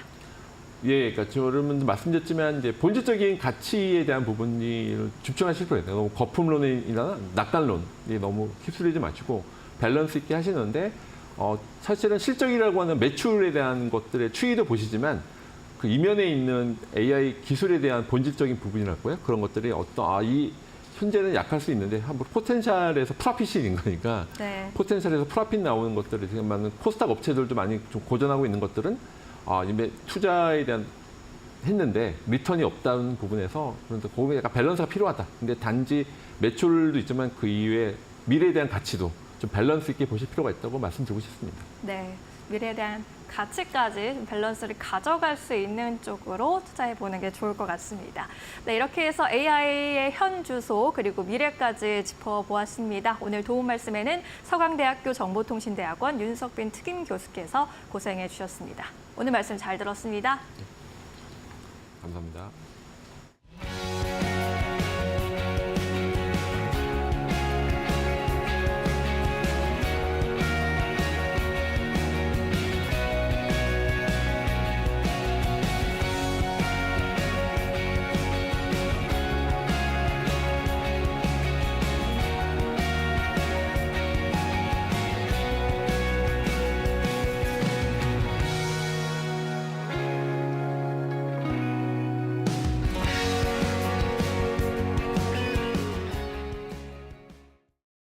예, 8월 27일 화요일입니다. 앵커 브리핑 시작하겠습니다. 자, 미국의 이제 연준의 금리 인하 방향성 확정이 됐습니다. 지난주에 있었고, 뭐 50bp냐, 25p냐 이것만 남아 있고, 이거는 이제 다음 주에 있을 고용 보고서에서 어느 정도 가늠이 될 거라고 생각이 되고요. 일단 기본적으로 금리 인하 기조가 확정이 됐기 때문에 당연히 시장에서는 그러면 금리 인하 수혜 업종 종목은 어딜 것이냐, 또 금리가 내려설 경우 피해를 보는, 그러니까 이를테면 좋지 않을 종목이나 업종은 어디 갈 것이냐, 이걸 이제 찾는 그런 작업이 당연히 이제 이어질 수밖에 없습니다. 어제 우리 시장이 미국의 연준의 기준금리 인하가 사실은 확정이 되고 난 다음에 처음 열렸던 장이었기 때문에 어제 우리 시장에서의 움직임을 가지고 한번 미리 금리 인하 수혜와 또 금리 인하 피해와 관련된 업종과 종목들을 앞으로 이제 어떻게 진행이 될지 미리 좀 유추를 해보는 그런 오늘 시간 준비를 했습니다. 첫 번째로 어제 우리 국장에서 상승한 상위 업종들 10개를 일단 뽑아봤습니다. 보시는 것처럼 복합 유틸리티가 플러스 8.2%로 가장 많이 올랐고요. 그 뒤에 항공사, 가구 이렇게 쭉 있고 6위권에 가서 가스 유틸리티, 그다음에 전기 유틸리티 이런 식의 담배도 있고요. 담배 같은 경우는 뭐 첨언을 드리자면 최근에 특히 이제 드러켄밀러라고 하는 미국의 투자 대가가 필립 모리스사 지분을 대거 매입을 신규로 한 거. 거기서도 이제 뭔가 좀 경기가 조금 부진할 거에 대비해서 이렇게 경기랑 관계없이 늘상 매출이 좀 늘어나는 그런 회사를 인수했다, 주식을 매수했다, 뭐 이런 얘기가 나왔는데 그런 면에서 담배도 어제 주가가 2% 넘게 오르는 그런 모습들을 좀 보였습니다. 특징적인 거는 보시면은 1위가 복합 유틸리티고요, 7위가 가스 유틸리티, 그 다음에 9위가 전기 유틸리티, 이런 유틸리티 업종이 어제 유독 강세를 보였다, 업종 중에서 그런 특징이 좀 나타나고 있는데요. 유틸리티는 이제 보통 뭐 전기, 가스, 그 다음에 뭐 원자력, 뭐 수도, 도로 이런 공공재 성격의 필수 인프라를 구축하는 그런 기업들이 많죠. 우리나라도 대부분 공기업들이 이제 이런 유틸리티 업종에 많이 있는데요. 이들 같은 경우는 이제 시장이 아무래도 나빠지면 오히려 주가가 오르거나 또는 주가가 덜 떨어지는 흔한 말로 경기 방어주 성격을 많이 갖고 있는데 어제 그런 유틸리티 업종들이 주가가 좀 많이 올랐다라는 거는 경기 방어 성격의 종목들이 향후에 좋을 수 있다라는 것을 미리 좀 점칠 수 있는 그런 내용이 되겠습니다. 조금 더 자세히 한번 들어가 보도록 하겠습니다. 유틸리티 업종을 좀 더 자세히 들어가면요. 복합 유틸리티 업종에는 이제 국내에서 지역난방공사 한 곳이 있는데 어제 8% 넘게 올랐고, 가스 유틸리티 쪽에서는 뭐 이원, 한국가스공사, 대성에너지 이런 회사들이 있는데 4%, 2% 이렇게 골고루 올랐고, 전기 유틸리티 쪽은 뭐 한국전력이 대표적이죠. 어제 4% 넘게 많이 올랐습니다. 전기 유틸리티 업종에 들어있는 종목들을 뭐 보시면 아시겠지만 원전주랑 겹칩니다. 뭐 한전, KPS, 한전 기술 이런 회사들이 이 전기 유틸리티 쪽에 들어있는데 최근에 이 전기 유틸리티 쪽에서 들어가는 한전, KPS는 한전 기술 같은 이런 이게 원전주의 또 좀 주요 종목들이죠. 원전주가 최근 계속 조정을 받고 있다 보니까 어제는 한국전력만 이렇게 올랐고 나머지 유틸리티 업종에 들어갔던 회사들은 대부분 주가가 좀 부진한 그런 모습을 보이기도 했습니다. 그래서 이런 회사들이 유틸리티 업종에 들어있다. 한번 유념해서 잘 보시면 좋을 것 같고요. 그다음에 2위를 기록했던 항공주를 좀 더 자세히 좀 들여보도록 하겠습니다. 어제 보면 항공사 주가들 쭉 돼 있는데요. 티웨이 항공이 8.9% 가장 많이, 진에어가 8.9%로 가장 많이 올랐죠. 진에어는 대한항공 계열의 LCC 회사고요. 티웨이가 7.2%, 그다음에 대한항공의 지주회사인 한진칼이 5% 넘게, 제주항공, 에어부산 쭉 다 올랐고, 대한항공도 3%, 아시아나항공도 3% 정도 가까이 올랐고 그렇습니다. 우선주들도 한 1% 각각 다 올랐고요. 유틸리티 업종하고 이 항공주들이 이 금리 인하 수혜주로서 어제 가장 각광을 받았던 이유를 좀 살펴보면은요, 결국은 좀 환율 또 유가와 역의 상관성이 있다라고 좀 분석을 해볼 수가 있겠습니다. 무슨 말씀이냐면 에너지와 환율이 같이 오르게 되면 이제 이런 유틸리티 업종이라든가 항공주 같은 경우는 비용이 크게 늘어나게 됩니다. 그럼 당연히 실적이 떨어지는 거죠. 올해 상반기에 나타났던 현상을 그대로 이 윗단에 이 내용이 보여주고 있는 겁니다. 반면에 지금 금리 인하가 되면서 에너지 가격 금리 인하가 되고 있는 상황이고, 그다음에 이제 미국의 달러 값이 떨어지고 있지 않습니까? 환율이 이제 고환율에서 저환율로 내려간다는 얘기가 되는 거죠. 이게 환율이 떨어지면 비용이 줄어들기 때문에 실적이 이제 올라가는 그런 현상이 나타나게 됩니다. 지금 일단 에너지 가격은 최근에 유가는 지정학적 리스크 때문에 올라가고 있긴 한데 그거를 배제한다고 그러면 사실은 경기가 떨어질 때는 에너지 수요가 줄기 때문에 원유 비롯한 에너지 가격이 떨어지거든요. 지금 사실 천연가스 가격은 계속 떨어지고 있긴 합니다. 그런 차원에서 에너지와 환율 가격이 동시에 떨어진다고 했을 때는 이들, 즉 유틸리티 업종에 있는 종목과 항공주들은 실적이 좋아져서 그만큼 주가가 더 좋아지는 그런 선순환 효과를 가져오게 됩니다. 아무래도 이제 유틸리티 업종 같은 경우, 에너지 공기업들 같은 경우는 대부분의 에너지를 100% 수입하기 때문에 그런 거고, 항공사 같은 경우도 상당히 좀 비용이 많이 늘어나는 환율이 올라가게 되면 그런 구조를 갖고 있기 때문에 이걸 좀 더 항공사들을 중심으로 조금 더 자세히 좀 살펴보면은요. 고환율, 고유가가 지속이 되면 일단 항공사들은 대부분 부채가 많습니다. 외화 부채가 많기 때문에 외화 부채에 대한 이자 비용이 늘어날 수밖에 없고요.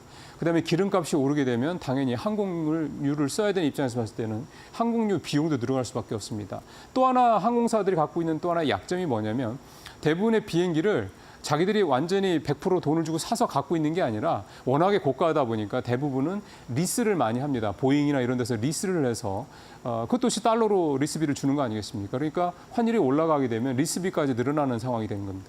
그러니까 이런 이유들 때문에 올 상반기에 항공사들이 국제 여객 그 수가, 그러니까 해외로 여행 나가는 그 관광객들이 그렇게 늘었음에도 불구하고 실적은 영 좋지 않았던 이유입니다. 나가는 비용, 들어오는 비용, 수익도 늘어났지만 나가는 비용이 워낙에 많아지니까 실적이 좋지 않아서 상반기에 주가도 부진했던 그런 모습인 건데요. 그럼 거꾸로 얘기를 하면 지금 환율이 떨어지고 유가도 이제 중동 지정학적 리스크가 좀 어느 정도 해소가 돼서 유가도 좀 떨어진다. 그렇게 된다고 그러면 부채 이자 비용도 줄고 항공유 비용도 줄고 리스비도 줄니까 당연히 실적이 좋아질 수밖에 없는 겁니다. 그러니까 이런 상황, 시장 상황이 변하는 그런 상황에서 제일 하단에 보시는 것처럼 올 상반기 항공사 5곳의 국제선 여객수, 그러니까 관광객으로 밖에 나간 사람들이 2,481만 명으로 1년 전에 비해서 38%나 늘었거든요. 근데 이게 지금 하반기에도 계속해서 좀 추세가 이어지고 있습니다. 특히 하반기에는 다음 달에 추석 시즌에 그걸 맞이해서 이제 앞뒤로 휴가를 붙여서 한 일주일 이상 이렇게 장기로 휴가를 가려는 이런 수요도 좀 있고 또 10월 달에는 또 쉬는 날도 있지 않습니까? 그런 어떤 공휴일 수요가 있기 때문에 여객 수가 계속 늘어난다 이렇게 얘기가 좀 되고 있는 거죠.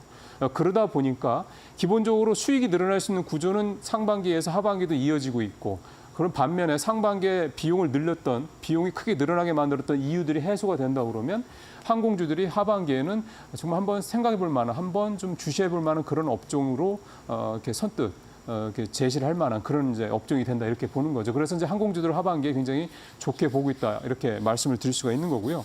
자 이제 거꾸로 금리가 이제 내려갔을 경우 이제 별로 좋지 않을 그런 업종들을 살펴보도록 하겠습니다. 어제 업종 지수 먼저 좀 보면은 좀 볼 수가 있는데요. 어제 업종률 하락 보면은 제일 밑에서부터 이제 하락률이 높은데. 인터넷과 카탈로그 소매 쪽 3.9% 시작해서 조선 쪽 어제 3% 넘게 떨어졌고요. 전기 장비 쪽도 2.4% 떨어졌고 반도체와 반도체 장비 쪽도 2% 넘게 떨어졌습니다. 그다음에 음료, 식음료 쪽, 그다음에 제일 위에 화장품 2% 가까이 이렇게 쭉 떨어지는 모습들을 보였습니다. 전체적으로 보면 상반기에 좋았던 수출이 잘 돼서 좋았던 업종들이 대부분 어제 많이 떨어졌던 업종에 포함이 되고 있는데 구체적으로 종목들을 보도록 하겠습니다. 이거 좀 빨리 보겠습니다. 조선주 하락률 어제 현대 미포조선이 5.7% 등 조선주들 쭉 보시면 주가들이 대부분 다 어제 좀 비교적 높게 하락을 한 모습이었고요. 다음 종목 업종 볼까요? 전선주들도 상반기 굉장히 좋았지 않습니까? 전선주도 어제 굉장히 좀 많이들 떨어졌습니다. H현대일렉트릭 같은 경우도 2% 넘게 떨어졌고 일진전기 상반기에 굉장히 많이 올랐었는데 5% 넘게 떨어지는 그런 모습들도 보였습니다. 그 다음 업종 보겠습니다. 반도체 소부장주들도 상반기에 물론 뭐 SK하이닉스 이렇게까지 많이 올라간 종목들도 있고 그렇지 않은 종목들도 많긴 했습니다만 전체적으로 반도체 소부장주도 역시 수출 중심이고 이 반도체 관련주들의 이 환율의 영향을 좀 많이 받는다는 점을 고려할 때 이렇게 좀 떨어지는 모습들. PSK홀딩스가 7% 가까이 떨어지는 모습들 보였고 마지막으로 하나 더 보면은 화장품주입니다. 네, 한국콜마, 코스메카 코리아, 인그루드랩 이거 다 ODM 업체들이죠. 마테코 코스맥스가 그나마 조금 뭐 많이 안 떨어졌는데 대부분 다 이렇게 5% 넘는 그런 하락률을 보였습니다. 전체적으로 보면 상반기 때 좋았던 업종들, 특히 수출 때문에 주가가 굉장히 많이 올랐던 실적이 좋아서 이런 업종들이 전체적으로 금리 인하가 됐을 경우 좀 좋지 않지 않겠냐 이런 우려가 주가에 좀 반영되는 그런 모습들을 보였습니다. 자, 이제는 이제 옥석 가리기가 본격적으로 진행이 될 타임이라는 생각이 좀 들고요. 중요한 거는 어제 상승했던 업종 중에서 상승률이 좀 더 컸던 그런 종목들, 반대로 어제 하락했던 업종의 종목 중에서도 하락률이 좀 덜 떨어졌던 이런 종목들 중심으로 옥석 가리기를 한다면 나중에 이제 반등을 했을 때 어느 종목을 먼저 선택을 해야 될지에 대한 조금 더 전략을 좀 짜실 수 있는 데 도움이 되지 않을까 생각이 됩니다. 앵커 브리핑 마치겠습니다. 네, 브리핑 해주신 거 들어봤는데 오늘 시장도 색깔이 비슷하기는 한 것 같습니다. 오늘도 유틸리티 관련주들 강세가 이어지고 있고 또 수출 우려가 커지고 있는 자동차, 반도체 쪽은 약세를 이어가고 있습니다. 네, 자 오늘 마치도록 하겠습니다. 심혜권 수고하셨습니다. 네, 감사합니다. 저희는 내일 뵙도록 하겠습니다. 고맙습니다.